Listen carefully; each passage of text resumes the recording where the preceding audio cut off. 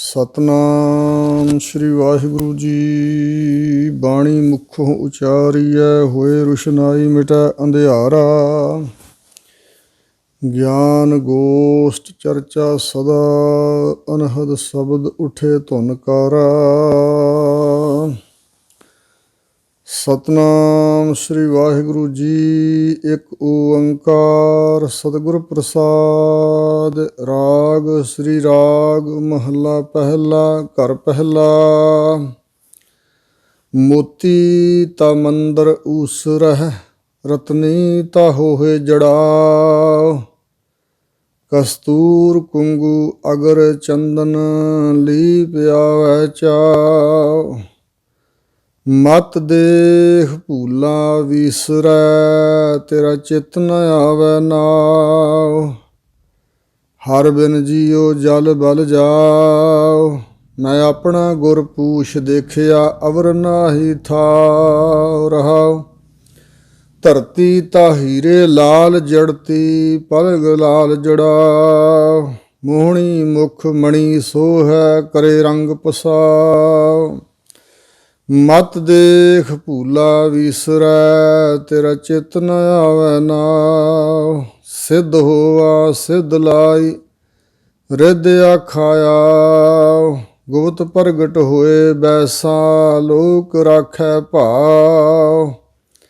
ਮਤ ਦੇਖ ਭੂਲਾ ਵੀਸਰੈ ਤੇਰਾ ਚਿਤ ਨ ਆਵੈ ਨਾਉ।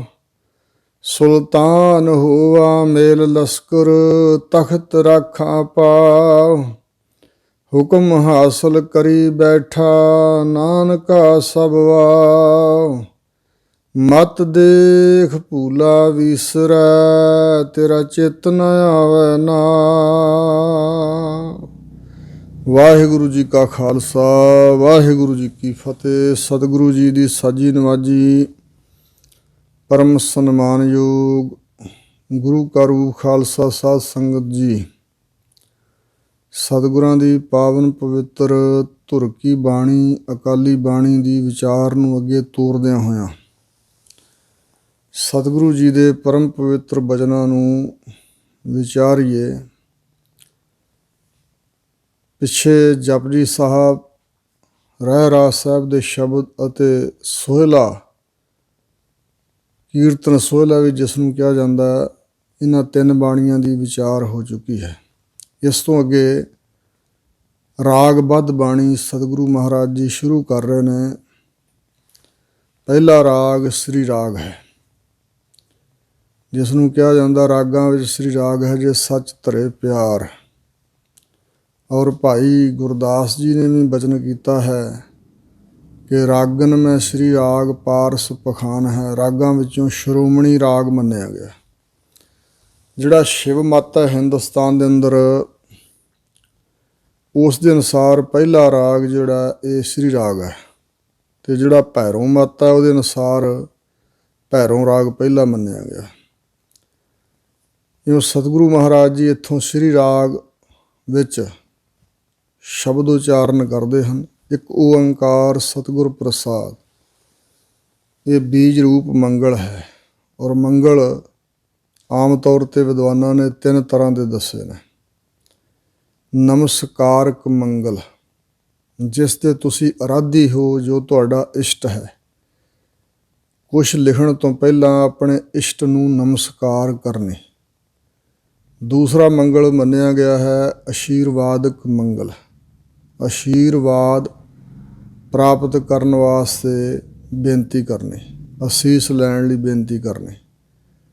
ਤੀਸਰਾ ਮੰਗਲ ਹੈ ਵਸਤੂ ਨਿਰਦੇਸ਼ਕ ਮੰਗਲ, ਉਸ ਦੇ ਸਰੂਪ ਲੱਖਣਾਂ ਨੂੰ ਬਿਆਨ ਕਰਨਾ। ਅਤੇ ਚੌਥਾ ਸੰਤ ਗਿਆਨੀ ਗੁਰਬਚਨ ਸਿੰਘ ਖਾਲਸਾ ਜੀ ਨੇ ਸਿੱਧ ਕੀਤਾ ਬਈ ਆਤਮ ਚਿੰਤਨ ਮੰਗਲ ਹੈ। ਜਿਵੇਂ ਡੰਡੌਤ ਬੰਦਨ ਅਨਕ ਬਾਰ ਸਰਬ ਕਲਾ ਸਮਰੱਥ। ਡੋਲਨ 'ਤੇ ਰਾਖੋ ਪ੍ਰਭੂ ਨਾਨਕ ਦੇ ਕਰ ਹੱਥ।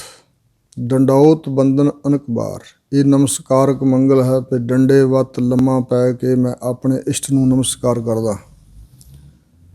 ਸਰਬ ਕਲਾ ਸਮਰੱਥ,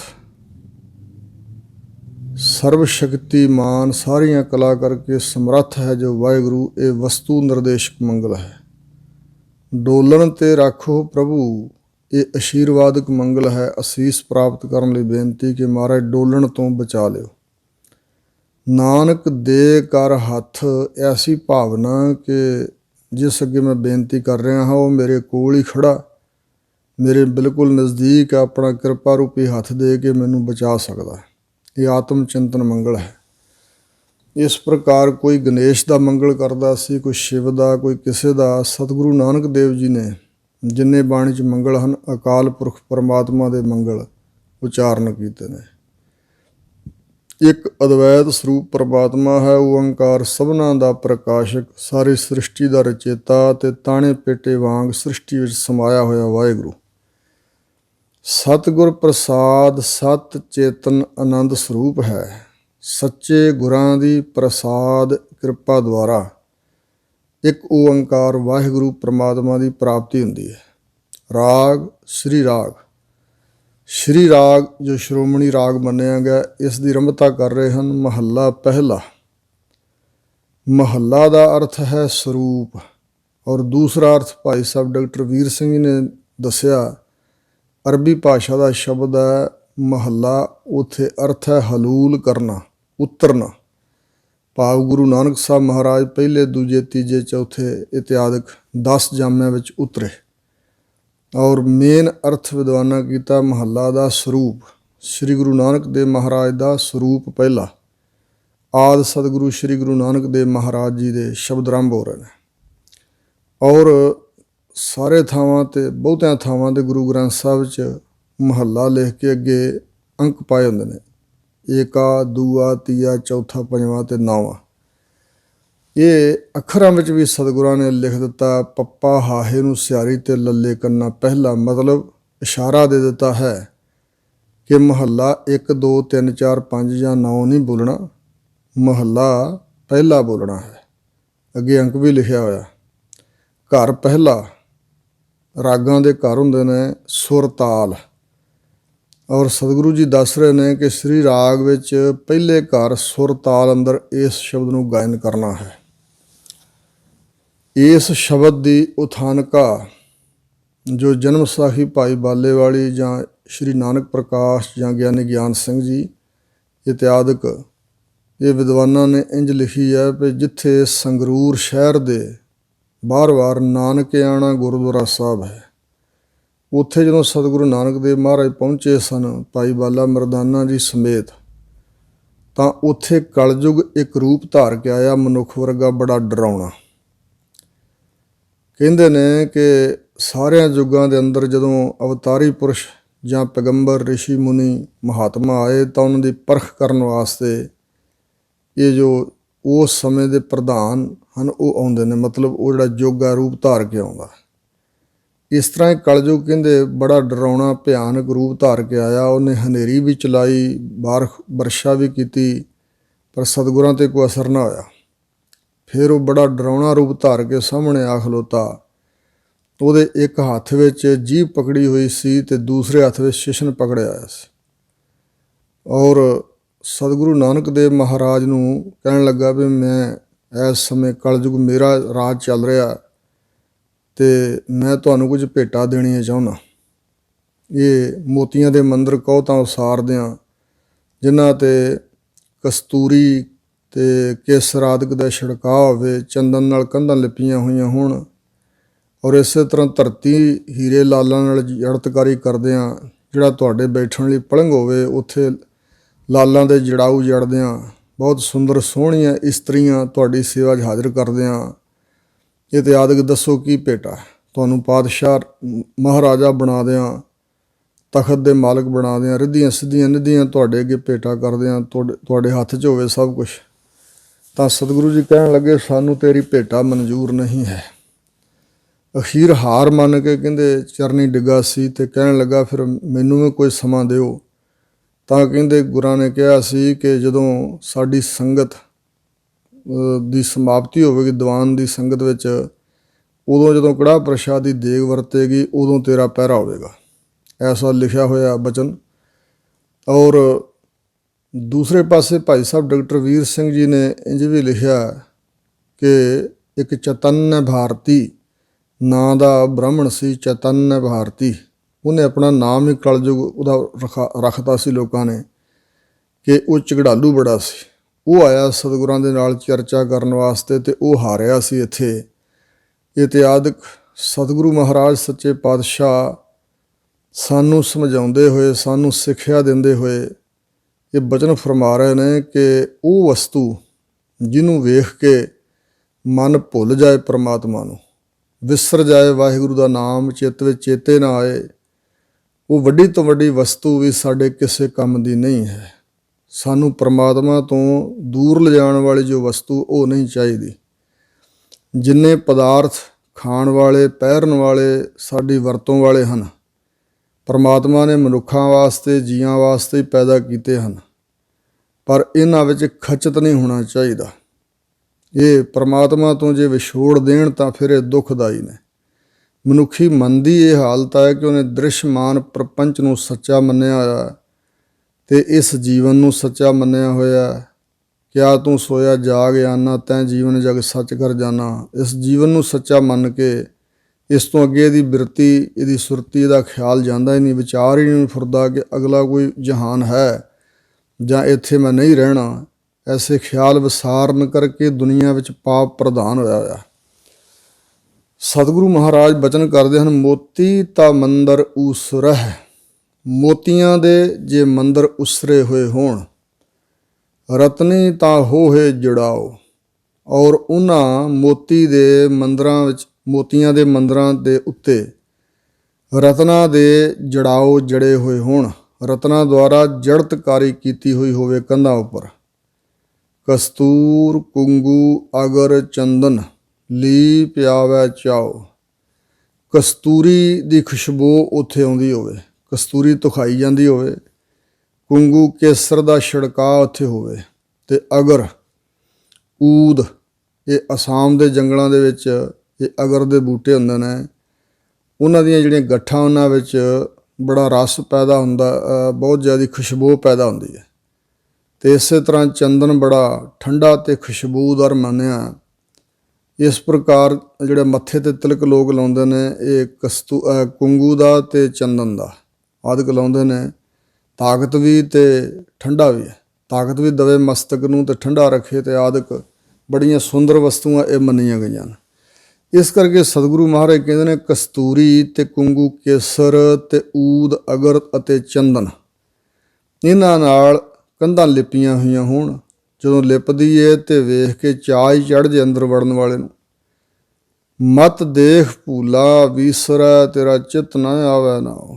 ਹੇ ਵਾਹਿਗੁਰੂ, ਇਹ ਕਰੋਪੀ ਨਾ ਮੇਰੇ 'ਤੇ ਕਰਿਓ ਭਈ ਇਹਨਾਂ ਚੀਜ਼ਾਂ ਨੂੰ ਵੇਖ ਕੇ ਅਤੇ ਭੁੱਲ ਜਾਏ ਤੁਹਾਡਾ ਨਾਮ, ਮੈਂ ਭੁਲਾ ਦੇਵਾਂ ਤੁਹਾਡੇ ਨਾਮ ਨੂੰ। ਮੇਰਾ ਮਨ ਭੁੱਲ ਜਾਏ ਤੁਹਾਨੂੰ, ਵਿਸਰ ਜਾਏ ਤੁਹਾਡੀ ਯਾਦ। ਮਤਾ ਕਿਤੇ ਐਸਾ ਹੋਏ ਕਿ ਤੁਹਾਡਾ ਨਾਮ ਮੇਰੇ ਚਿੱਤ ਵਿੱਚ ਚੇਤੇ ਹੀ ਨਾ ਆਏ। ਫਿਰ ਤੇ ਵਸਤੂਆਂ ਮੇਰੇ ਵਾਸਤੇ ਜ਼ਹਿਰ ਰੂਪ ਹੋਣਗੀਆਂ, ਦੁਖਦਾਈ ਹੋਣਗੀਆਂ। ਸੋ ਸੱਚੇ ਪਾਤਸ਼ਾਹ ਮੈਨੂੰ ਇਹਨਾਂ ਵਿੱਚ ਪਰਚਣ ਨਾ ਦਿਓ। ਪਦਾਰਥ ਬਖਸ਼ੋ ਵਰਤੋਂ ਵਿਹਾਰ ਵਾਸਤੇ। ਇਹ ਜੋ ਕੁਛ ਵੀ ਲੁਭਾਉਣੀਆਂ ਚੀਜ਼ਾਂ ਹਨ, ਜੋ ਕੁਝ ਵੀ ਮੈਨੂੰ ਪ੍ਰਾਪਤ ਹੋਵੇ, ਮੈਂ ਇਹਨਾਂ ਨੂੰ ਵੇਖ ਕੇ ਹੇ ਵਾਹਿਗੁਰੂ ਤੈਨੂੰ ਨਾ ਭੁੱਲ ਜਾਵਾਂ, ਤੈਨੂੰ ਵਸਾਰ ਨਾ ਦਿਆਂ, ਤੇਰਾ ਚਿੱਤ ਵਿੱਚ ਨਾਮ ਹੀ ਚੇਤੇ ਨਾ ਆਏ, ਐਸੀ ਕਰੋਪੀ ਨਾ ਹੋਣ ਦਿਆ ਜੀ। ਹਰ ਬਿਨ ਜੀਓ ਜਲ ਬਲ ਜਾਓ। ਹਰੀ ਵਾਹਿਗੁਰੂ ਪਰਮਾਤਮਾ ਤੋਂ ਬਗੈਰ, ਵਾਹਿਗੁਰੂ ਜੀ ਦੇ ਨਾਮ ਤੋਂ ਬਗੈਰ ਜੋ ਜੀਓ ਜਿੰਦ ਹੈ ਇਹ ਸੜ ਬਲ ਜਾਂਦੀ ਹੈ। ਜੀਓ ਮਨ ਸੜ ਬਲ ਜਾਏਗਾ। ਮੈਂ ਆਪਣਾ ਗੁਰਪੂਛ ਦੇਖਿਆ ਅਵਰ ਨਾ ਹੀ ਥਾਓ। ਮੈਂ ਆਪਣੇ ਸਤਿਗੁਰੂ ਜੀ ਨੂੰ ਪੁੱਛ ਕੇ ਵੇਖਿਆ ਹੈ ਕਿ ਇਹ ਸੜਨ ਬਲਣ ਤੋਂ ਬਚਾਅ ਕਰਨ ਵਾਸਤੇ ਵਾਹਿਗੁਰੂ ਦੇ ਨਾਮ ਤੋਂ ਬਗੈਰ ਹੋਰ ਕੋਈ ਥਾਂ ਹੀ ਨਹੀਂ ਹੈ। ਹਰੀ ਅਕਾਲ ਪੁਰਖ ਦੀ ਸ਼ਰਨ ਤੋਂ ਬਗੈਰ ਹੋਰ ਕੋਈ ਥਾਂ ਨਹੀਂ ਜਿੱਥੇ ਜਾ ਕੇ ਇਹ ਬਚ ਸਕੀਏ। ਹੋਰ ਕੋਈ ਥਾਂ ਨਹੀਂ ਬਚਾਅ ਦਾ। ਰਹਾਓ ਜਾਂ ਕਲਿਆਣ ਵਾਸਤੇ ਹੋਰ ਕੋਈ ਥਾਂ ਨਹੀਂ ਹੈ ਜਿੱਥੇ ਜਾ ਕੇ ਸਾਡੀ ਕਲਿਆਣ ਹੋਵੇ। ਰਹਾਓ ਸ਼ਬਦ ਦਾ ਕੇਂਦਰੀ ਭਾਵ, ਮੂਲ ਭਾਵ ਦੱਸ ਕੇ ਸਤਿਗੁਰੂ ਅੱਗੇ ਹੋਰ ਖੁਲਾਸਾ ਕਰ ਰਹੇ ਨੇ। ਧਰਤੀ ਤਾਂ ਹੀਰੇ ਲਾਲ ਜੜਤੀ। ਜਿਸ ਧਰਤੀ 'ਤੇ ਵਾਸਾ ਹੋਵੇ ਉੱਥੇ ਹੀਰੇ ਅਤੇ ਲਾਲਾਂ ਦੀ ਜੜਤਕਾਰੀ ਕੀਤੀ ਹੋਈ ਹੋਵੇ। ਪਲੰਗ ਲਾਲ ਜੜਾਓ, ਜਿਸ ਪਲੰਗ ਤੇ ਬਿਰਾਜਣਾ ਹੋਵੇ ਉੱਥੇ ਲਾਲਾਂ ਦਾ ਜੜਾਊ ਜੜਿਆ ਹੋਇਆ ਹੋਵੇ, ਹੀਰੇ ਲਾਲ ਜਵਾਹਰਾਤ ਜੜੇ ਹੋਏ ਹੋਣ। ਮੋਹਣੀ ਮੁਖ ਮਣੀ ਸੋਹੈ, ਔਰ ਉਹ ਇਸਤਰੀਆਂ ਸੇਵਾ 'ਚ ਹਾਜ਼ਰ ਹੋਣ ਜਿਨ੍ਹਾਂ ਦੇ ਮੂੰਹਾਂ ਤੇ ਮਣੀਆਂ ਸੋਭਦੀਆਂ ਹੋਣ, ਮੱਥੇ ਤੇ ਮਣੀ ਸੋਭਦੀ ਹੋਵੇ। ਬਹੁਤ ਸੁੰਦਰ ਸਰੂਪ, ਮਨ ਨੂੰ ਮੋਹਿਤ ਕਰਨ ਵਾਲੀ ਇਸਤਰੀ ਜਿਹਦੇ ਮੁਖ ਤੇ ਮਣੀ ਸੋਭਾ ਪਾ ਰਹੀ। ਕਰੇ ਰੰਗ ਪਸਾਓ, ਰੰਗ ਪਿਆਰ ਵਾਲੇ, ਪਸਾਓ ਹਾਵ ਭਾਵ, ਅਨੇਕਾਂ ਤਰ੍ਹਾਂ ਦੇ ਹਾਵ ਭਾਵ ਕਰਕੇ ਜੇ ਉਹ ਵਿਖਾਏ ਤਾਂ ਮਤ ਦੇਖ ਭੂਲਾ ਵੀਸਰੈ ਮੇਰਾ ਤੇਰਾ ਚਿੱਤ ਨਾ ਆਵੈ ਨਾ। ਉਹ ਵਾਹਿਗੁਰੂ, ਐਸੀ ਕਰੋਪੀ ਨਾ ਹੋਵੇ ਕਿ ਮਤਾਂ ਵੇਖ ਕੇ ਉਸ ਵੱਲ, ਇਸ ਧਰਤੀ ਨੂੰ, ਪਲੰਗ ਨੂੰ, ਸੁੰਦਰ ਸਰੂਪ ਇਸਤਰੀਆਂ ਨੂੰ ਵੇਖ ਕੇ ਤੇ ਭੁੱਲ ਜਾਏ ਤੇਰਾ ਨਾਮ, ਵਿਸਰ ਜਾਏ ਤੇਰੀ ਯਾਦ, ਤੇ ਤੇਰਾ ਨਾਮ ਚਿੱਤ ਵਿੱਚ ਚੇਤੇ ਨਾ ਆਏ, ਸੱਚੇ ਪਾਤਸ਼ਾਹ ਦਾ ਕਰੋਪੀ ਹੋ ਜਾਏਗੀ। ਸੋ ਮਤਾ ਐਸਾ ਹੋਵੇ, ਮੇਰੇ ਤੇ ਭਾਵ ਮਿਹਰ ਰੱਖਣੀ ਹੈ ਵਾਹਿਗੁਰੂ। ਸਿੱਧ ਹੋਵਾ ਸਿੱਧ ਲਾਈ ਰਿੱਧ ਆਖਾਂ ਆਓ, ਜੇ ਮੈਂ ਸਿੱਧ ਕਾਮਯਾਬ ਪੁਰਖ ਬਣ ਜਾਵਾਂ, ਜਿਵੇਂ ਯੋਗੀ ਹਨ ਉਹ ਪ੍ਰਾਣਾਯਾਮ ਕਰਕੇ ਪ੍ਰਾਣ ਚੜਾਉਣ, ਠਹਿਰਾਉਣ, ਉਤਾਰਨ ਵਿੱਚ ਜਿਹੜਾ ਸਫਲ ਹੋ ਜੇ ਉਹਨੂੰ ਕਹਿੰਦੇ ਸਿੱਧ ਪੁਰਖ ਹੈ। ਸਿੱਧ ਦਾ ਅਰਥ ਹੈ ਕਾਮਯਾਬ, ਸਫਲ। ਜੇ ਸਫਲਤਾ ਪ੍ਰਾਪਤ ਕਰ ਲਵਾਂ ਤੇ ਸਿੱਧ ਲਾਈ, ਜਿਹੜੀ ਕਰਾਮਾਤ ਹੈ ਸਿੱਧੀ, ਇਹ ਮੈਂ ਵਰਤ ਲਵਾਂ, ਵਰਤ ਸਕਦਾ ਹਾਂ। ਮੇਰੇ ਕੋਲ ਕਰਾਮਾਤਾਂ ਆ ਜਾਣ। 18 ਪ੍ਰਕਾਰ ਦੀਆਂ ਸਿੱਧੀਆਂ ਹਨ। ਅਣਮਾ, ਲਗਮਾ, ਗਰਮਾ, ਮਹਿਮਾ, ਵਸੀਕਾਰ, ਦੂਰ ਦ੍ਰਿਸ਼ਟ, ਦੂਰ ਸਰਵਣ, ਪਰ ਕਾਇਆ ਪ੍ਰਵੇਸ਼ ਆਦਿਕ, ਇਹ ਮੁੱਖ 8 ਸਿੱਧੀਆਂ ਤੇ 10 ਗੌਣ ਸਿੱਧੀਆਂ ਨੇ। ਇਹਨਾਂ ਨੂੰ ਕਹਿੰਦੇ ਨੇ ਕਰਾਮਾਤਾਂ। ਮਾਨਸਿਕ ਇਕਾਗਰਤਾ ਵਿੱਚੋਂ ਪ੍ਰਗਟ ਹੋਈ ਸ਼ਕਤੀ, ਇਹ ਵੀ ਮੈਂ ਕਰਾਮਾਤ ਲਾ ਸਕਾਂ। ਰਿੱਧ ਆਖਾਂ ਆਓ, ਤੇ ਰਿੱਧੀ ਅੰਨ ਦੀ ਇਹ ਤੋਟ ਦਾ, ਜਦੋਂ ਵੀ ਉਸ ਨੂੰ ਮੈਂ ਆਵਾਜ਼ ਮਾਰਾਂ ਉਹ ਭੱਜੀ ਆਵੇ। 5 ਸਿਰ ਅੰਨ ਪਕਾ ਕੇ ਰੱਖ ਦਈਏ ਤੇ 8 ਦਿਨ ਵਰਤਾਈ ਜਾਵੇ, ਜਿਹਦੇ ਕੋਲ ਇਹ ਰਿੱਧੀ ਹੈ, ਤਾਂ 8 ਦਿਨਾਂ ਉਹ ਅੰਨ 5 ਸਿਰ ਪੱਕਿਆ ਹੋਇਆ ਮੁੱਕਦਾ ਨਹੀਂ। ਇਸ ਪ੍ਰਕਾਰ ਕਹਿੰਦੇ ਰਿੱਧੀ ਨੂੰ ਆਵਾਜ਼ ਮਾਰ ਲਵਾਂ ਵੀ ਆ ਜਾ ਮੇਰੇ ਪਾਸ। ਗੁਪਤ ਪ੍ਰਗਟ ਹੋਏ ਬੈਸਾ ਲੋਕ ਰਾਖੈ ਭਾਓ, ਇਹ ਨਹੀਂ ਸਮਰੱਥਾ ਮੇਰੇ ਕੋਲ ਹੋਵੇ ਕਿ ਮੈਂ ਅਣਮਾ ਸਿੱਧੀ ਦੁਆਰਾ ਆਪਣੇ ਆਪ ਨੂੰ ਗੁਪਤ ਕਰ ਲਵਾਂ। ਕਿਧਰੇ ਮੈਂ ਪ੍ਰਗਟ ਕਰ ਲਵਾਂ, ਜਿੱਥੇ ਚਿੱਤ ਕਰੇ ਆਪਣੇ ਆਪ ਨੂੰ ਪ੍ਰਗਟ ਕਰ ਲਵਾਂ, ਪ੍ਰਗਟ ਹੋ ਕੇ ਬਹਿ ਜਾਵਾਂ। ਕਿਧਰੇ ਗੁਪਤ ਹੋ ਕੇ ਬਹਿ ਜਾਵਾਂ। ਅਣੂ ਪਰਮਾਣੂ ਜਿਵੇਂ ਛੋਟੇ ਛੋਟੇ ਹੁੰਦੇ ਨੇ, ਇਸ ਤਰ੍ਹਾਂ ਦਾ ਛੋਟਾ ਜਿਹਾ ਬਣ ਕੇ ਗੁਪਤ ਹੋ ਜਾਵਾਂ, ਵੱਡਾ ਸਾਰਾ ਬਣ ਕੇ ਪ੍ਰਗਟ ਹੋ ਜਾਵਾਂ। ਲੋਕ ਰਾਖੈ ਭਾਵ, ਲੋਕ ਇਹ ਜਗਤ ਸੰਸਾਰ ਸਾਰਾ ਮੇਰੇ ਨਾਲ ਬੜੀ ਭਾਵਨਾ ਰੱਖੇ, ਬੜਾ ਪ੍ਰੇਮ ਕਰੇ, ਬੜਾ ਸਤਿਕਾਰ ਕਰੇ, ਮਗਰ ਲੱਗ ਤੁਰੇ। ਮਤ ਦੇਖ ਭੂਲਾ ਵੀਸਰੈ ਤੇਰਾ ਚਿੱਤ ਨਾ ਆਵੈ ਨਾ। ਮਤਾਂ ਵੇਖ ਕੇ ਭੁੱਲ ਜਾਵਾਂ, ਵਿਸਰ ਜਾਵੇ ਤੇਰਾ ਨਾਮ ਸਿਮਰਨ, ਤੇਰਾ ਨਾਮ ਚਿੱਤ ਵਿੱਚ ਚੇਤੇ ਹੀ ਨਾ ਆਵੇ। ਹੇ ਵਾਹਿਗੁਰੂ, ਇੰਜ ਨਾ ਹੋਵੇ। ਸੁਲਤਾਨ ਹੋਵਾਂ ਮੇਲ ਲਸ਼ਕਰ ਤਖਤ ਰਾਖਾਂ ਪਾਓ, ਅਗਰ ਜੇ ਮੈਂ ਬਾਦਸ਼ਾਹ ਬਣ ਜਾਵਾਂ, ਸੁਲਤਾਨ ਬਣ ਜਾਵਾਂ, ਚੱਕਰਵਰਤੀ ਬਾਦਸ਼ਾਹ, ਤੇ ਬਹੁਤ ਜ਼ਿਆਦਾ ਲਸ਼ਕਰ ਸਿਪਾਹੀਆਂ ਨੂੰ, ਫੌਜ ਨੂੰ ਇਕੱਠੀ ਕਰ ਲਵਾਂ ਔਰ ਤਖਤ 'ਤੇ ਪੈਰ ਰੱਖਾਂ, ਫਿਰ ਤਖਤ ਦਾ ਵਾਰਸ ਬਣ ਜਾਵਾਂ, ਸਾਰੀ ਦੁਨੀਆ ਦੇ ਉੱਪਰ ਮੇਰਾ ਹੁਕਮ ਚੱਲੇ, ਹੁਕਮ ਹਾਸਲ ਕਰੀ ਬੈਠਾ। ਅਗਰ ਮੈਂ ਹੁਕਮ ਚਲਾਉਣਾ ਹਾਸਲ ਕਰਕੇ ਬਹਿ ਜਾਵਾਂ, ਮਤਲਬ ਮੇਰਾ ਫਰਮਾਨ, ਮੇਰਾ ਹੁਕਮ ਸਭ ਦੇ ਉੱਪਰ ਚੱਲਣ ਲੱਗ ਪਵੇ, ਇਹ ਹਾਸਲ ਕਰਨਾ ਹੁਕਮ ਦਾ। ਮੇਰਾ ਹੁਕਮ ਹਾਸਲ ਹੋ ਜਾਵੇ, ਭਾਵ ਚੱਲਣ ਲੱਗ ਪਏ ਸਾਰੇ ਸੰਸਾਰ 'ਤੇ, ਇਸ ਤਰ੍ਹਾਂ ਦਾ ਹੁਕਮਰਾਨ ਬਣ ਕੇ ਬਹਿ ਜਾਵਾਂ। ਨਾਨਕਾ ਸਭ ਵਾਓ, ਸਤਿਗੁਰੂ ਜੀ ਕਹਿੰਦੇ ਨੇ ਕਿ ਇਹ ਸਾਰਾ ਕੁਝ ਵਾਓ ਹੈ। ਵਾਓ ਮੈਨੇ ਹਵਾ ਦੇ ਬੁੱਲੇ ਵਰਗਾ ਹੈ, ਸਾਰਾ ਕੁਝ ਉੱਡ ਜਾਣ ਵਾਲਾ ਹਵਾ ਵਾਂਗ। ਮਤ ਦੇਖ ਭੂਲਾ ਵੀਸਰੈ ਤੇਰਾ ਚਿੱਤ ਨਾ ਆਵੈ ਨਾ। ਹੇ ਵਾਹਿਗੁਰੂ, ਤੇਰੀਆਂ ਇਹਨਾਂ ਦਾਤਾਂ ਨੂੰ ਵੇਖ ਕੇ ਮਤਾਂ ਮੈਂ ਭੁੱਲ ਜਾਵਾਂ, ਵਿਸਰ ਜਾਵੇ ਤੇਰਾ ਨਾਮ, ਤੇ ਚਿੱਤ ਵਿੱਚ ਚੇਤੇ ਨਾ ਆਵੇ। ਜੇ ਤੇਰਾ ਨਾਮ ਭੁੱਲ ਜਾਣਾ ਹੈ, ਇਹਨਾਂ ਵਸਤੂਆਂ ਨੂੰ ਵੇਖ ਕੇ ਤੇ ਵਿਸਰ ਜਾਣੀ ਹੈ ਤੇਰੀ ਯਾਦ, ਮੇਰੇ ਚਿੱਤ ਵਿੱਚ ਤੇਰਾ ਨਾਮ ਹੀ ਚੇਤੇ ਨਹੀਂ ਆਉਣਾ, ਤਾਂ ਫਿਰ ਇਹ ਚੀਜ਼ਾਂ ਮੇਰੇ ਲਈ ਖਾਕ ਰੂਪ ਨੇ, ਸਵਾਹ ਰੂਪ ਹਨ, ਕਿਸੇ ਕੰਮ ਦੀਆਂ ਨਹੀਂ ਹਨ। ਸ੍ਰੀ ਰਾਗ ਮਹੱਲਾ ਪਹਿਲਾ। ਅਗਲਾ ਸ਼ਬਦ ਸਤਿਗੁਰੂ ਜੀ ਉਚਾਰਨ ਕਰਦੇ ਹਨ। ਕੋਟ ਕੋਟੀ ਮੇਰੀ ਆਰਜਾ, ਪਵਨ ਪੀਣ ਅਪਿਆਓ। ਹੇ ਵਾਹਿਗੁਰੂ, ਜਿਵੇਂ ਯੋਗੀ ਲੋਕ ਪ੍ਰਾਣਾਯਾਮ ਕਰਕੇ 10ਵੇਂ ਦੁਆਰ 'ਚ ਪ੍ਰਾਣ ਠਹਿਰਾ ਕੇ ਤੇ ਆਪਣੇ ਸਰੀਰ ਦੀ ਉਮਰ ਵਧਾਈ ਜਾਂਦੇ ਨੇ। ਇਸ ਤਰ੍ਹਾਂ ਦੀ ਸ਼ਕਤੀ ਵੀ ਕੋਲ ਹੋਵੇ ਜੇ ਕਰੋੜਾਂ ਕਰੋੜਾਂ ਸਾਲ ਮੇਰੀ ਆਰਜਾ ਉਮਰ ਬਣ ਜਾਏ, ਕੋਟ ਕੋਟੀ ਕਰੋੜਾਂ ਨੂੰ ਕਰੋੜਾਂ ਨਾਲ ਗੁਣਾ ਕਰਕੇ ਵੇਖ ਲਈਏ, ਕਰੋੜਾਂ ਕਰੋੜਾਂ ਪਾਓ, ਮੇਰੀ ਆਰਜਾ ਉਮਰ ਬਣ ਜਾਏ ਸਰੀਰ ਦੀ, ਤੇ ਪਵਨ ਪੀਣ ਅਪਿਆਓ, ਹਵਾ ਨੂੰ ਵੀ ਮੈਂ ਪੀਆਂ ਤੇ ਹਵਾ ਦਾ ਹੀ ਭੋਜਨ ਖਾਵਾਂ। ਅਪਿਓ ਹੁੰਦਾ ਭੋਜਨ, ਤੇ ਪੀਣ ਵਾਲਾ ਪਾਣੀ ਜਾਂ ਦੁੱਧ ਜੋ ਵੀ ਪਦਾਰਥ ਹਨ, ਇਸ ਤਰ੍ਹਾਂ ਪਾਉਣ ਆਹਾਰੀ ਹੋ ਜਾਵਾਂ। ਪਵਨ ਹਵਾ ਹੀ ਮੇਰੀ ਖੁਰਾਕ ਹੋਵੇ, ਸੋ ਭੋਜਨ ਹੋਵੇ ਹਵਾ ਹੀ ਮੇਰੇ ਵਾਸਤੇ ਪੀਣ ਲਈ ਪਾਣੀ ਦੀ ਥਾਂ ਹੋਵੇ। ਚੰਦ ਸੂਰਜ ਦੋਏ ਗੁਫਾ ਨਾ ਦੇਖਾਂ, ਔਰ ਐਸੀ ਗੁਪਤ ਗੁਫਾ ਦੇ ਵਿੱਚ ਮੈਂ ਵੜ ਜਾਵਾਂ ਕਿ ਚੰਦਰਮਾ ਤੇ ਸੂਰਜ ਮੈਨੂੰ ਦਿਖਾਈ ਨਾ ਦੇਣ, ਮੈਂ ਆਪਣੇ ਨੇਤਰਾਂ ਨਾਲ ਉਹਨਾਂ ਨੂੰ ਵੇਖਾਂ ਹੀ ਨਾ ਕਦੇ। ਇੰਨੀ ਗਹਿਰੀ ਸਮਾਧੀ ਵਿੱਚ ਮੈਂ ਚਲਾ ਜਾਵਾਂ, ਐਸੀ ਗੁਫਾ 'ਚ ਲੁਕ ਜਾਵਾਂ। ਸੁਪਨੇ ਸੌਣ ਨਾ ਥਾਂ, ਤੇ ਸੁਪਨੇ ਵਿੱਚ ਵੀ ਸੌਣ ਲਈ ਮੈਨੂੰ ਥਾਂ ਨਾ ਹੋਵੇ। ਐਸੀ ਸਮਾਧੀ ਲਾਵਾਂ ਕਿ ਸੌਣਾ ਵੀ ਭੁੱਲ ਜਾਏ, ਸੁਪਨੇ ਮਾਤਰ ਵੀ ਸੌਣਾ ਨਾ ਹੋਵੇ। ਭੀ ਤੇਰੀ ਕੀਮਤ ਨਾ ਪਵੈ, ਹਉ ਕੇਵੜ ਆਖਾ ਨਾ। ਤਾਂ ਵੀ ਫਿਰ ਵੀ ਹੇ ਵਾਹਿਗੁਰੂ ਜੀ, ਤੇਰੀ ਕੀਮਤ ਨਹੀਂ ਪੈ ਸਕਦੀ। ਭਾਈ ਇੰਨਾ ਕੁ ਜਪ ਕਰਨ ਨਾਲ, ਇੰਨਾ ਕੁ ਤਪ ਕਰਨ ਨਾਲ, ਇੰਨੇ ਕੁ ਸਾਧਨ ਕਰਨ ਨਾਲ ਵਾਹਿਗੁਰੂ ਮਿਲ ਪੈਂਦਾ, ਪ੍ਰਾਪਤ ਹੋ ਜਾਂਦਾ। ਉਹਦਾ ਮੁੱਲ ਇਹ ਹੈ ਨਹੀਂ, ਤੇਰੀ ਕੀਮਤ ਤੇਰਾ ਮੁੱਲ ਤਾਂ ਵੀ ਨਹੀਂ ਪੈਂਦਾ। ਮੈਂ ਕਿੱਡਾ ਕੁ ਵੱਡਾ ਆਖਾਂ ਤੇਰੇ ਨਾਮ ਨੂੰ, ਔਰ ਨਾਉ ਦਾ ਅਰਥ ਹੈ ਨਾਮਣਾ। ਤੇਰਾ ਨਾਮਣਾ ਕਿੱਡਾ ਕੁ ਵੱਡਾ, ਤੂੰ ਕਿਤਨਾ ਕੁ ਮਹਾਨ ਹੈ, ਮੈਂ ਕਿੱਡਾ ਵੱਡਾ ਤੇਰੇ ਨਾਮਣੇ ਨੂੰ ਕਹਾਂ। ਸਾਚਾ ਨਿਰੰਕਾਰ ਨਿਜ ਥਾਏ, ਮਾਇਕੀ ਆਕਾਰਾਂ ਤੋਂ ਰਹਿਤ। ਜੋ ਨਿਰਾਕਾਰ ਵਾਹਿਗੁਰੂ ਹੈ, ਸੱਚਾ ਹੈ। ਨਿਜ ਥਾਏ, ਆਪਣੇ ਨਿੱਜੀ ਥਾਂ, ਆਪਣੇ ਸਰੂਪ ਰੂਪੀ ਥਾਂ ਵਿੱਚ ਪਰਮਾਤਮਾ ਸੱਚ ਸਰੂਪ ਹੈ। ਸੁਣ ਸੁਣ ਆਖਣ ਆਖਣਾ, ਜੇ ਭਾਵੈ ਕਰੇ ਤਮਾਏ।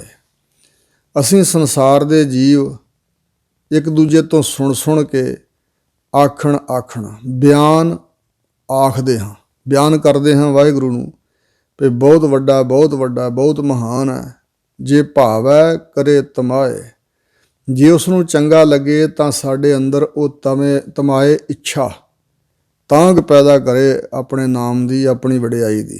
ਫਿਰ ਅੰਦਰੋਂ ਦਿਲੋਂ ਕਿਹਾ ਜਾਏ। ਇੱਕ ਤਾਂ ਸੁਣ ਕੇ ਆਖਣਾ ਹੈ, ਇੱਕ ਦੂਜੇ ਨੂੰ ਸੁਣ ਕੇ ਫਿਰ ਜਿਵੇਂ ਉਹ ਬੋਲਦੇ ਅਸੀਂ ਵੀ ਬੋਲੀ ਜਾਂਦੇ ਹਾਂ।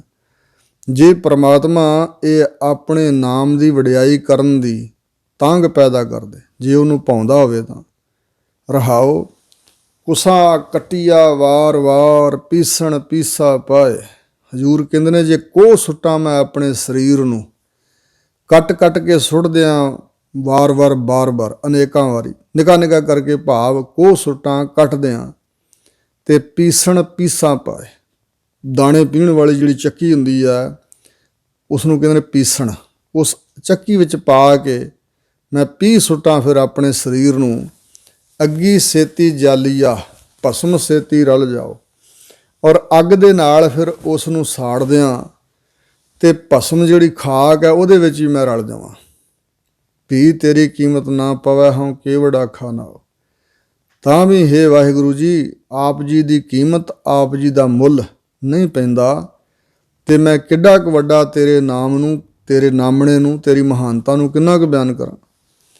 ਪੰਖੀ ਹੋਏ ਕੈ ਜੇ ਭਵਾਂ, ਸੈ ਅਸਮਾਨੀ ਜਾਓ। ਇੰਨੀ ਸ਼ਕਤੀ ਮੇਰੇ ਪਾਸ ਆਵੇ ਜਿਵੇਂ ਸਿੱਧ ਉੱਡ ਜਾਂਦੇ ਹਨ। ਇਸ ਤਰ੍ਹਾਂ ਮੈਂ ਪੰਛੀ ਬਣ ਕੇ ਜੇ ਭੌਂਦਾ ਫਿਰਾਂ, ਤੇ ਇੰਨੀ ਵੱਡੀ ਉਡਾਰੀ ਹੋਵੇ ਮੇਰੀ ਕਿ ਸੈਂਕੜੇ ਅਸਮਾਨਾਂ 'ਤੇ ਚਲਾ ਜਾਵਾਂ।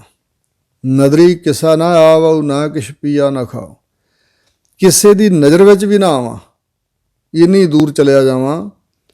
ਨਾ ਕੁਛ ਮੈਂ ਪੀਵਾਂ ਤੇ ਨਾ ਕੁਝ ਖਾਵਾਂ, ਇੰਨਾ ਸੂਖਮ ਬਣ ਜਾਵਾਂ, ਕਿਸੇ ਦੀ ਅੱਖਾਂ ਦੀ ਨਜ਼ਰ ਵਿੱਚ ਵੀ ਨਾ ਆਵਾਂ। ਨਾ ਕੁਝ ਪੀਵਾਂ ਤੇ ਨਾ ਕੁਝ ਖਾਵਾਂ। ਇੱਕ ਤੇ ਪਾਉਣ ਹਾਰੀ ਹੁੰਦਾ ਹੈ, ਇੱਕ ਪਵਨ ਵੀ ਮੇਰੀ ਖੁਰਾਕ ਨਾ ਹੋਵੇ।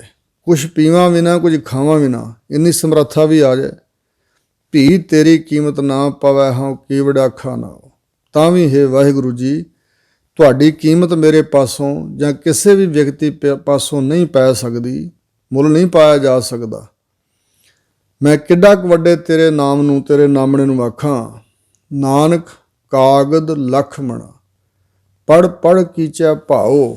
ਹਜ਼ੂਰ ਕਹਿੰਦੇ ਨੇ, ਲੱਖਾਂ ਮਣਾ ਕਾਗਜ਼ ਜਿਨ੍ਹਾਂ ਤੇ ਤੇਰੀ ਵਡਿਆਈ ਲਿਖੀ ਹੋਈ ਹੋਵੇ। ਕਾਗਜ਼ ਤੋਂ ਭਾਵ ਹੈ ਕਿ ਗ੍ਰੰਥ, ਲੱਖਾਂ ਮਣਾ ਕਾਗਜ਼ ਜਿਹਦੇ ਗ੍ਰੰਥ ਬਣੇ ਹੋਏ ਨੇ, ਤੇ ਉਹਨਾਂ ਨੂੰ ਪੜ੍ਹ ਕੇ ਕੀਚਾ ਭਾਵ, ਪੜ੍ਹ ਕੇ ਮੈਂ ਤੇਰੇ ਨਾਲ ਪ੍ਰੇਮ ਕਰਾਂ, ਜਾਂ ਪੜ੍ਹਨ ਵਿੱਚ ਭਾਵ ਪ੍ਰੇਮ ਕਰਾਂ।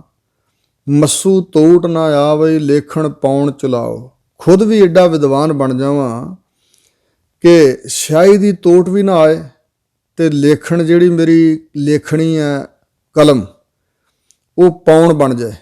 ਹਵਾ ਦੀ ਨਿਆਈ ਪੌਣ ਵਾਂਗੂ ਮੈਂ ਆਪਣੀ ਕਲਮ ਚਲਾਵਾਂ, ਅਥਵਾ ਹਵਾ ਹੀ ਮੇਰੀ ਕਲਮ ਹੋਵੇ। ਏਡੀ ਤੇਜ਼ੀ ਨਾਲ ਤੇਰਾ ਜਸ ਲਿਖਾਂ, ਭੀ ਤੇਰੀ ਕੀਮਤ ਨਾ ਪਵੈ, ਹਉ ਕੇਵੜ ਆਖਾਂ ਨਾ। ਤਾਂ ਵੀ ਹੈ ਵਾਹਿਗੁਰੂ ਜੀ, ਆਪ ਜੀ ਦੀ ਕੀਮਤ, ਆਪ ਜੀ ਦਾ ਮੁੱਲ ਨਹੀਂ ਪਾਇਆ ਜਾ ਸਕਦਾ। ਮੈਂ ਆਪ ਜੀ ਦੇ ਨਾਮ ਨੂੰ, ਆਪ ਜੀ ਦੇ ਨਾਮਣੇ ਨੂੰ ਕਿੱਡਾ ਕੁ ਵੱਡਾ ਦਰਸਾਵਾਂ, ਕਿੱਡਾ ਕੁ ਵੱਡਾ ਆਖਾਂ, ਕਿੱਡਾ ਕੁ ਵੱਡਾ ਕਹਾਂ ਬੋਲਾਂ। ਸ੍ਰੀ ਰਾਗ ਮਹੱਲਾ ਪਹਿਲਾ।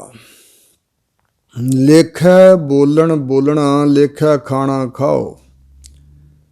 ਜਿੰਨੇ ਕੁ ਬੋਲਣ ਸ਼ਬਦ, ਅੱਖਰ, ਬਚਨ ਅਸੀਂ ਬੋਲਦੇ ਹਾਂ, ਲੇਖੇ ਅੰਦਰ ਹਨ, ਹਿਸਾਬ ਕਿਤਾਬ ਦੇ ਅੰਦਰ ਹਨ। ਲੇਖੈ ਖਾਣਾ ਖਾਓ।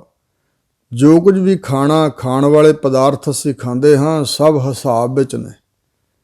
ਲੇਖੈ ਵਾਟ ਚਲਾਈਆ, ਵਾਟ ਰਸਤੇ ਤੇ ਜੋ ਚੱਲਣਾ ਵੀ ਲੇਖੇ ਅੰਦਰ ਹੈ।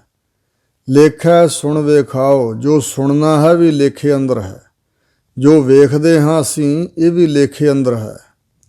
ਲੇਖੈ ਸਾਹ ਲਵਾਈਆ ਹੈ, ਔਰ ਲੇਖੇ ਵਿੱਚ ਹੀ ਇਹ ਜਿਹੜੇ ਸਾਹ ਅਸੀਂ ਲੈਂਦੇ ਹਾਂ, ਇਹ ਵੀ ਹਿਸਾਬ ਦੇ ਅੰਦਰ ਹਨ।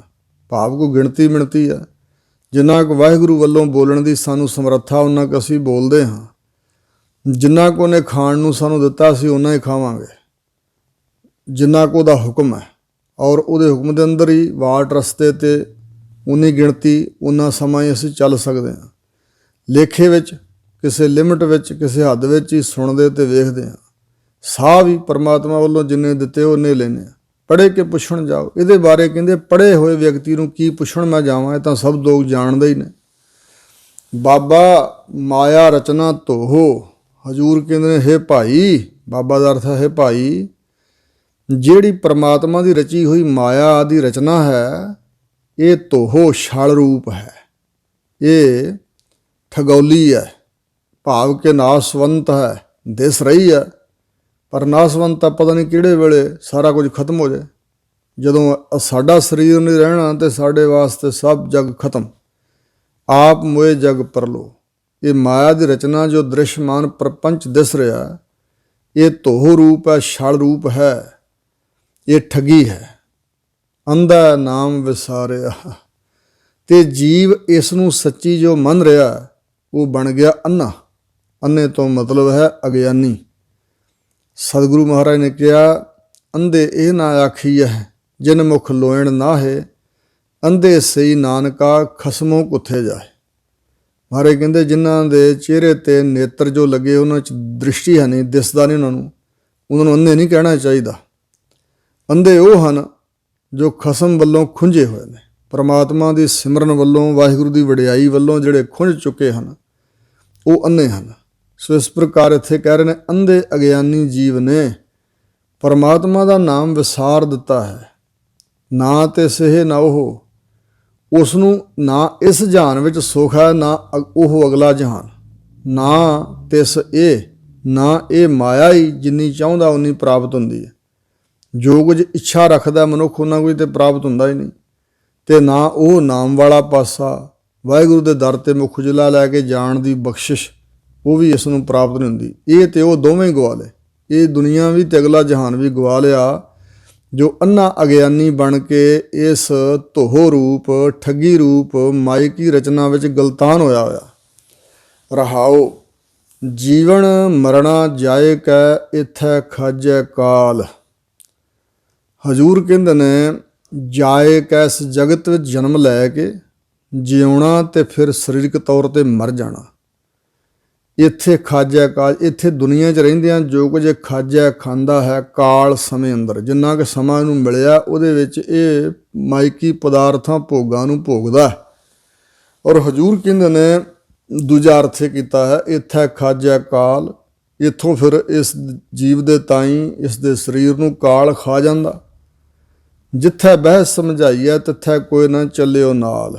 ਜਿੱਥੇ ਰੱਬ ਦੀ ਦਰਗਾਹ ਵਿੱਚ ਬੈਠ ਕੇ ਇਹਨੂੰ ਸਮਝਾਇਆ ਜਾਂਦਾ ਲੇਖਾ ਜੋਖਾ ਵੀ ਤੂੰ ਕੀ ਕੀਤਾ ਦੁਨੀਆ ਵਿੱਚ, ਤੇ ਜਿਨ੍ਹਾਂ ਨਾਲ ਇਹਨੇ ਸੰਬੰਧ ਲਾ ਛੱਡਿਆ ਸੀ, ਜਿਨ੍ਹਾਂ ਨਾਲ ਇਹਨੇ ਮੋਹ ਪਾਇਆ ਹੋਇਆ ਸੀ, ਜਿਨ੍ਹਾਂ ਨੂੰ ਸੱਚਿਆ ਮੰਨਿਆ ਹੋਇਆ ਸੀ ਝੂਠੀ ਮਾਇਆ ਦੀ ਰਚਨਾ ਨੂੰ, ਉੱਥੇ ਕੋਈ ਵੀ ਨਾਲ ਨਹੀਂ ਚੱਲਿਆ ਜਦੋਂ ਇਹ ਗਿਆ ਪਰਲੋਕ ਨੂੰ।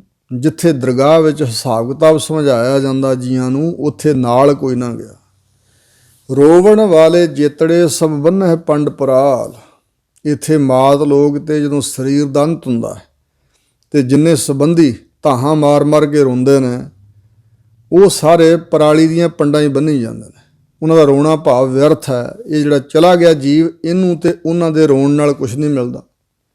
ਜੇ ਤੇ ਇਸ ਜੀਵ ਨੂੰ ਕੁਛ ਮਿਲਦਾ ਹੋਵੇ ਤਾਂ ਫਿਰ ਤਾਂ ਬਹੁਤ ਜ਼ਿਆਦਾ ਸਾਰਿਆਂ ਨੂੰ ਰੋਣਾ ਚਾਹੀਦਾ। ਗੁਰੂ ਮਹਾਰਾਜ ਕਹਿੰਦੇ ਨੇ ਕਿ ਉਹ ਰੋਣ ਵਾਲੇ ਜਿੰਨੇ ਵੀ ਹਨ ਸਾਰੇ ਇੰਝ ਹੀ ਹਨ ਜਿਵੇਂ ਪਰਾਲੀ ਦੀਆਂ ਪੰਡਾਂ ਬੰਨ੍ਹੀ ਜਾਣ। ਭਾਵ ਵਿਅਰਥ, ਜੋ ਕੁਛ ਉਹ ਕਰਦੇ ਨੇ ਵਿਅਰਥ ਹੈ। ਭੁਵਨੇਸ਼ਵਰ ਗੁਰੂ ਨਾਨਕ ਸਾਹਿਬ ਮਹਾਰਾਜ ਗਏ ਤੇ ਉੱਥੇ ਇੱਕ ਸ਼ਾਹੂਕਾਰ ਤੇ ਸ਼ਾਹੂਕਾਰਨੀ ਦਾ ਇਕਲੌਤਾ ਪੁੱਤ ਸੀ, ਉਹ ਕਾਲਵਸ ਹੋ ਗਿਆ। ਤੇ ਸ਼ਾਹੂਕਾਰਨੀ ਵੀ ਸੰਭਾਲੀ ਨਾ ਜਾਏ, ਕੇਸ ਪੁੱਟ ਸੁੱਟੇ, ਦੁਹੱਥੜਾਂ ਮਾਰੇ, ਬੜਾ ਕਹਾਹੀ ਕਲਾਪ ਕਰੇ। ਤੇ ਸ਼ਾਹੂਕਾਰ ਵੀ ਬੰਦਿਆਂ 'ਚ ਬੈਠਾ ਬੜਾ ਰੋਵੇ ਧੋਏ। ਸਤਿਗੁਰੂ ਨਾਨਕ ਦੇਵ ਮਹਾਰਾਜ ਨੇ ਜੋ ਸਿੱਖਿਆ ਦੇਣੀ ਹੁੰਦੀ ਸੀ ਅਗਲੇ ਦੇ ਮੁਖ ਤੋਂ ਹੀ ਕਢਾ ਲੈਂਦੇ ਸਨ। ਸਤਿਗੁਰੂ ਮਹਾਰਾਜ ਕਹਿਣ ਲੱਗੇ ਭਈ ਲਿਆਓ ਥੋੜ੍ਹਾ ਜਲ ਮੰਗਾਇਆ ਤੇ ਹਜ਼ੂਰ ਨੇ ਸਤਨਾਮ ਵਾਹਿਗੁਰੂ ਵਾਹਿਗੁਰੂ ਕਿਹਾ, ਸਤ ਕਰਤਾਰ ਕਿਹਾ ਤੇ ਸ਼ਾਹੂਕਾਰ ਨੂੰ ਕਿਹਾ ਭਈ ਸ਼ਾਹੂਕਾਰਨੀ ਜੀ, ਜੇ ਆ ਜਲ ਤੁਸੀਂ ਛਕ ਲਓ ਤੇ ਤੁਸੀਂ ਕਾਕੇ ਵਰਗੀ ਹਾਲਤ ਵਿੱਚ ਚਲੇ ਜਾਓਗੇ ਤੇ ਕਾਕਾ ਤੁਹਾਡੇ ਵਰਗੀ ਹਾਲਤ 'ਚ ਆ ਜਾਏਗਾ। ਭਾਵ ਤੂੰ ਮਰ ਜਾਏਗੀ ਤੇ ਕਾਕਾ ਜਿਹੜਾ ਉਹ ਜਿਉਂਦਾ ਹੋ ਜਾਏਗਾ। ਜਿਹੜੀ ਕਹਿੰਦੀ ਸੀ ਨਾ ਮੈਂ ਤਾਂ ਚਿਖਾ ਜੀ ਪੈ ਜਾਣਾ, ਮੈਂ ਤਾਂ ਇਹਦੇ ਨਾਲ ਹੀ ਮਰ ਜਾਣਾ, ਉਹ ਕਹਿਣ ਲੱਗੀ ਸੋਚ ਕੇ ਵੀ ਸੰਤ ਜੀ ਮਰਿਆਂ ਦੇ ਨਾਲ ਕਦੇ ਮਰਿਆ ਨਹੀਂ ਕੋਈ ਵੀ। ਵਾਹਿਗੁਰੂ ਕਿਰਪਾ ਕਰੇ ਹੋਰ ਕਾਕਾ ਸਾਨੂੰ ਦੇ ਦੇਗਾ, ਪਰਮਾਤਮਾ ਹੋਰ ਕਾਕਾ ਦੇ ਦੇਗਾ। ਮਹਾਰਾਜ ਸਾਹਿਬ ਨੇ ਉਹ ਸ਼ਾਹੂਕਾਰ ਵੱਲ ਨੂੰ ਜਲ ਦਾ ਛੰਨਾ ਕੀਤਾ ਵੀ ਜੇ ਤੂੰ ਪੀ ਲੈ ਤੇ ਕਾਕਾ ਜਿਉਂਦਾ ਹੋ ਸਕਦਾ। ਉਹ ਵੀ ਕਹਿਣ ਲੱਗਾ ਵੀ ਜੋ ਸ਼ਾਹੂਕਾਰਨੀ ਨੇ ਗੱਲ ਕਹੀ ਆ ਉਹ 16 ਨਹੀਂ 18 20 ਆਨੇ ਸਹੀ ਆ ਜੀ, ਮਰਿਆਂ ਦੇ ਨਾਲ ਨਹੀਂ ਮਰਿਆ ਜਾਂਦਾ। ਤਾਂ ਮਹਾਰਾਜ ਸਾਹਿਬ ਫਿਰ ਕਹਿਣ ਲੱਗੇ ਵੀ ਇਹ ਜਲ ਦਾ ਛੰਨਾ ਅਸੀਂ ਛਕ ਲਈਏ। ਤਾਂ ਉਹ ਮਤਲਬ ਪ੍ਰਸਤ ਸੰਸਾਰੀ ਲੋਕ ਕਹਿਣ ਲੱਗੇ ਵੀ ਹਾਂ ਸੰਤ ਦਾ ਨਾ ਅੱਗਾ ਨਾ ਪਿੱਛਾ ਨਾ ਧੀਆ ਨਾ ਪੁੱਤਾ, ਤੁਸੀਂ ਛਕ ਲਓ। ਤਾਂ ਗੁਰੂ ਨਾਨਕ ਸਾਹਿਬ ਮਹਾਰਾਜ ਨੇ ਜਲ ਦਾ ਛੱਟਾ ਦਿੱਤਾ ਤੇ ਉਹ ਬੱਚਾ ਜਿਉਂਦਾ ਕਰ ਦਿੱਤਾ ਔਰ ਉੱਥੇ ਉਪਦੇਸ਼ ਦਿੱਤਾ ਕਿ ਮਰਿਆਂ ਦੇ ਨਾਲ ਮਰਿਆ ਨਹੀਂ ਜਾਂਦਾ, ਝੂਠ ਨਹੀਂ ਬੋਲਣਾ ਚਾਹੀਦਾ, ਝੂਠਾ ਰੋਵਣ ਇਹ ਚੰਗਾ ਨਹੀਂ। ਲੋਕ ਵਿਅਰਥ ਝੂਠ ਰੋਂਦੇ ਨੇ, ਉਹਦੇ ਨਾਲ ਗਰਜਾਂ ਹੁੰਦੀਆਂ ਹਨ ਵੀ ਜੇ ਇਹ ਰਹਿੰਦਾ ਤੇ ਇਹਦੇ ਕੋਲੋਂ ਸਾਨੂੰ ਕੋਈ ਲਾਭ ਹੋਣਾ ਸੀ। ਹੋਰ ਇਹੋ ਜਿਹਾ ਲਗਾ ਨਹੀਂ ਕਿਸੇ ਦਾ ਵੀ ਕਿਸੇ ਮਰੇ ਦੇ ਨਾਲ ਕੋਈ ਮਰ ਜਾਏ। ਦਵਾਈਆਂ ਲੋਕ ਬੜੀਆਂ ਦਿੰਦੇ ਹਨ। ਇਸ ਲਈ ਸਤਿਗੁਰੂ ਕਹਿ ਰਹੇ ਨੇ ਰੋਵਣ ਵਾਲੇ ਜੇਤੜੇ ਸਭ ਬੰਨ੍ਹ ਪੰਡ ਪਰਾਲ। ਐਵੇਂ ਪਰਾਲੀ ਦੀਆਂ ਪੰਡਾਂ ਵਿਅਰਥ ਦਾ ਰੋਂਦੇ ਨੇ, ਕਹਾਹੀ ਕਲਾਪ ਕਰਦੇ ਨੇ। ਨਾ ਆਪ ਨੂੰ ਕੁਛ ਪੱਲੇ ਪੈਂਦਾ, ਨਾ ਮਰਨ ਵਾਲੇ ਦੇ ਨਾਲ ਕੋਈ ਇਹ ਰੋਣਾ ਧੋਣਾ ਸਹਾਈ ਹੁੰਦਾ। ਸਭ ਕੋ ਆਖੈ ਬਹੁਤ ਬਹੁਤ, ਸਭ ਕੋਈ ਕਹਿੰਦਾ ਹੈ ਬਹੁਤ ਬਹੁਤ ਹੈ। ਭਾਵ ਬਹੁਤ ਵੱਡਾ ਪਰਮਾਤਮਾ, ਬਹੁਤ ਵੱਡਾ। ਘੱਟ ਨਾ ਆਖੈ ਕੋਈ ਉਸ ਨੂੰ ਘੱਟ ਨਹੀਂ ਕਹਿੰਦਾ, ਬਹੁਤ ਵੱਡਾ ਕਹਿੰਦੇ ਨੇ ਸਾਰੇ। ਇੱਕ ਇਹ ਅਰਥ ਹੈ। ਦੂਜਾ ਅਰਥ ਇਹ ਕਿ ਸਭ ਕੋ ਆਖੈ, ਸਭ ਕੋਈ ਆਖਦਾ ਬਹੁਤਾ ਬਹੁਤਾ ਦਿਓ ਸਾਨੂੰ, ਕੋਈ ਘੱਟ ਨਹੀਂ ਆਖਦਾ ਦੇਣ ਵਾਸਤੇ। ਪਰਮਾਤਮਾ ਕੋਲੋਂ ਘੱਟ ਕੋਈ ਨਹੀਂ ਮੰਗਦਾ, ਬਹੁਤਾ ਬਹੁਤਾ ਸਾਰੇ ਮੰਗਦੇ ਨੇ। ਕੀਮਤ ਕਿਨੈ ਨਾ ਪਾਈ ਆ, ਕਹਿਣ ਨਾ ਵੱਡਾ ਹੋਏ। ਪਰ ਮੇਰੀ ਸਮਝ ਮੁਤਾਬਕ ਜਾਂ ਜਿਹੜਾ ਮਹਾਂਪੁਰਸ਼ਾਂ ਅਰਥ ਕੀਤਾ ਇਹੀ ਹੈ ਕਿ ਸਭ ਕੋਈ ਪਰਮਾਤਮਾ ਨੂੰ ਬਹੁਤ ਬਹੁਤ ਕਹਿੰਦਾ, ਘੱਟ ਕੋਈ ਨਹੀਂ ਆਖਦਾ। ਕੀਮਤ ਕਿਨੈ ਨਾ ਪਾਈ ਆ, ਪਰਮਾਤਮਾ ਦੀ ਕੀਮਤ, ਪਰਮਾਤਮਾ ਦਾ ਮੁੱਲ ਕਿਸੇ ਨੇ ਪਾਇਆ ਨਹੀਂ। ਕਹਿਣ ਨਾ ਵੱਡਾ ਹੋਏ, ਤੇ ਨਾ ਉਹਨੂੰ ਵੱਡਾ ਵੱਡਾ ਕਹਿਣ ਦੇ ਨਾਲ ਉਹ ਹੋਰ ਵੱਡਾ ਹੋ ਜਾਂਦਾ। ਨਹੀਂ, ਉਹ ਜਿੱਡਾ ਹੈ ਓਡਾ ਹੀ ਹੈ। ਸਾਡੇ ਕਹਿਣ ਨਾਲ ਵੱਡਾ ਨਹੀਂ ਹੋਣਾ ਤੇ ਨਿੰਦਿਆ ਕਰਨ ਨਾਲ ਉਸਨੇ ਘਟ ਨਹੀਂ ਜਾਣਾ। ਸਾਚਾ ਸਾਹਿਬ ਏਕ ਤੂੰ। ਇੱਥੇ ਸਤਿਗੁਰਾਂ ਨੇ ਆਪਣੀ ਸੁਤੰਤਰਤਾ ਵਿੱਚ ਸਾਹਿਬ ਸ਼ਬਦ ਲਿਖਿਆ, ਸਾਹਿਬ ਨਹੀਂ ਲਿਖਿਆ। ਆਮ ਤੌਰ 'ਤੇ ਸਾਹਿਬ ਹੁੰਦਾ। ਇੱਥੇ ਸਤਿਗੁਰੂ ਕਹਿੰਦੇ ਸਾਚਾ ਸਾਹਿਬ ਏਕ ਤੂੰ। ਹੇ ਵਾਹਿਗੁਰੂ ਜੀ, ਸਾਡਾ ਸਾਬ, ਸਾਡਾ ਮਾਲਕ ਇੱਕੋ ਇੱਕ ਸੱਚ ਸਰੂਪ ਤੂੰ ਹੈ। ਹੋਰ ਜੀਆਂ ਕੇਤੇ ਲੋ, ਔਰ ਮੇਰਾ ਵੀ ਤੇ ਹੋਰ ਵੀ ਜਿੰਨੇ ਜੀਵ ਹਨ, ਬਲਕਿ ਕਿੰਨੇ ਲੋ ਪੁਰੀਆਂ ਜਿਹੜੀਆਂ ਆਕਾਸ਼ ਦੇ ਵਿੱਚ ਨੇ, ਕਿੰਨੇ ਭਵਨ ਹਨ, ਕਿੰਨੇ ਜੋ ਉਹ ਲੋ ਹਨ, ਉਹਨਾਂ ਦੇ ਜਿਹੜੇ ਜੀਵ ਹਨ ਉਹਨਾਂ ਦਾ ਵੀ ਤੂੰ ਹੀ ਆ ਸੱਚੇ ਪਾਤਸ਼ਾਹ। ਇੱਕੋ ਹੀ ਸਾਹਿਬ ਹੈ ਤੂੰ, ਇਕੱਲਾ ਹੀ। ਨੀਚਾ ਅੰਦਰ ਨੀਚ ਜਾਤ, ਨੀਚੀ ਹੂ ਅਤ ਨੀਚ। ਇਹ ਤੇਰੀ ਸ੍ਰਿਸ਼ਟੀ ਵਿੱਚੋਂ ਜਿਹੜੇ ਨੀਚਾ ਅੰਦਰ ਨੀਚ, ਨੀਵੇਂ ਤੋਂ ਨੀਵੀਂ ਜਾਤ ਦੇ ਲੋਕ ਨੇ, ਨੀਚੀ ਹੂ ਅਤ ਨੀਚ, ਔਰ ਨੀਚਾਂ ਤੋਂ ਵੀ ਅਤਿਅੰਤ ਨੀਚ, ਨੀਵੇਂ ਜੋ ਆਪਣੇ ਆਪ ਨੂੰ ਕਹਾਉਂਦੇ ਨੇ। ਨਾਨਕ ਤਿਨ ਕੈ ਸੰਗ ਸਾਥ, ਵੱਡਿਆ ਸਿਉ ਕਿਆ ਰੀਸ। ਮੇਰੇ ਤੇ ਬਖਸ਼ਿਸ਼ ਕਰ, ਮੈਂ ਉਹਨਾਂ ਨੀਚ ਕਹਾਉਣ ਵਾਲਿਆਂ ਦੇ ਸੰਗ ਸਾਥ ਰਵਾਂ, ਉਹਨਾਂ ਦੇ ਸਾਥ ਵਿੱਚ, ਸੰਗ ਵਿੱਚ, ਸੰਗਤ ਵਿੱਚ ਰਵਾਂ। ਕਿਉਂਕਿ ਵੱਡੇ ਜੋ ਮਾਇਆ ਧਾਰੀ ਹਨ, ਉਹਨਾਂ ਦੇ ਨਾਲ ਕੀ ਰੀਸ ਕਰਨੀ ਹੈ, ਉਹਨਾਂ ਦੀ ਕੀ ਬਰਾਬਰਤਾ ਕਰਨੀ ਹੈ, ਉਹਨਾਂ ਦੇ ਨਾਲ ਦੇ ਹਾਣੀ ਬਣਨ ਦਾ ਕੀ ਯਤਨ ਕਰਨਾ ਹੈ, ਤਾਂ ਸਾਰਾ ਕੁਝ ਨਾਸਵੰਤ। ਜਿੱਥੈ ਨੀਚ ਸਮਾਲੀਨ ਤਿੱਥੈ ਨਜ਼ਰ ਤੇਰੀ ਬਖਸ਼ੀਸ। ਕਿਉਂ ਐਸਾ ਮਹਾਰਾਜ ਕਹਿ ਰਹੇ ਹੋ? ਤਾਂ ਸਤਿਗੁਰੂ ਕਹਿੰਦੇ ਨੇ ਕਿ ਜਿੱਥੇ ਨੀਚ ਕਹਾਉਣ ਵਾਲਿਆਂ ਨੂੰ ਵਾਹਿਗੁਰੂ ਵੱਲੋਂ ਸੰਭਾਲ ਕੀਤੀ ਜਾਂਦੀ ਹੈ, ਜਿੱਥੇ ਨੀਚ ਸੰਭਾਲੇ ਜਾਂਦੇ ਹਨ, ਬਖਸ਼ਿਸ਼ਾਂ ਹੁੰਦੀਆਂ ਹਨ। ਜਿੱਥੇ ਨੀਚ ਸੰਭਾਲੀਆਂ, ਜਿੱਥੇ ਨੀਚ ਲੋਕ ਤੈਨੂੰ ਸੰਭਾਲਦੇ, ਚੇਤੇ ਕਰਦੇ ਹਨ ਵਾਹਿਗੁਰੂ ਜੀ ਨੂੰ, ਸੰਭਾਲਣਾ ਹੁੰਦਾ, ਯਾਦ ਕਰਨਾ।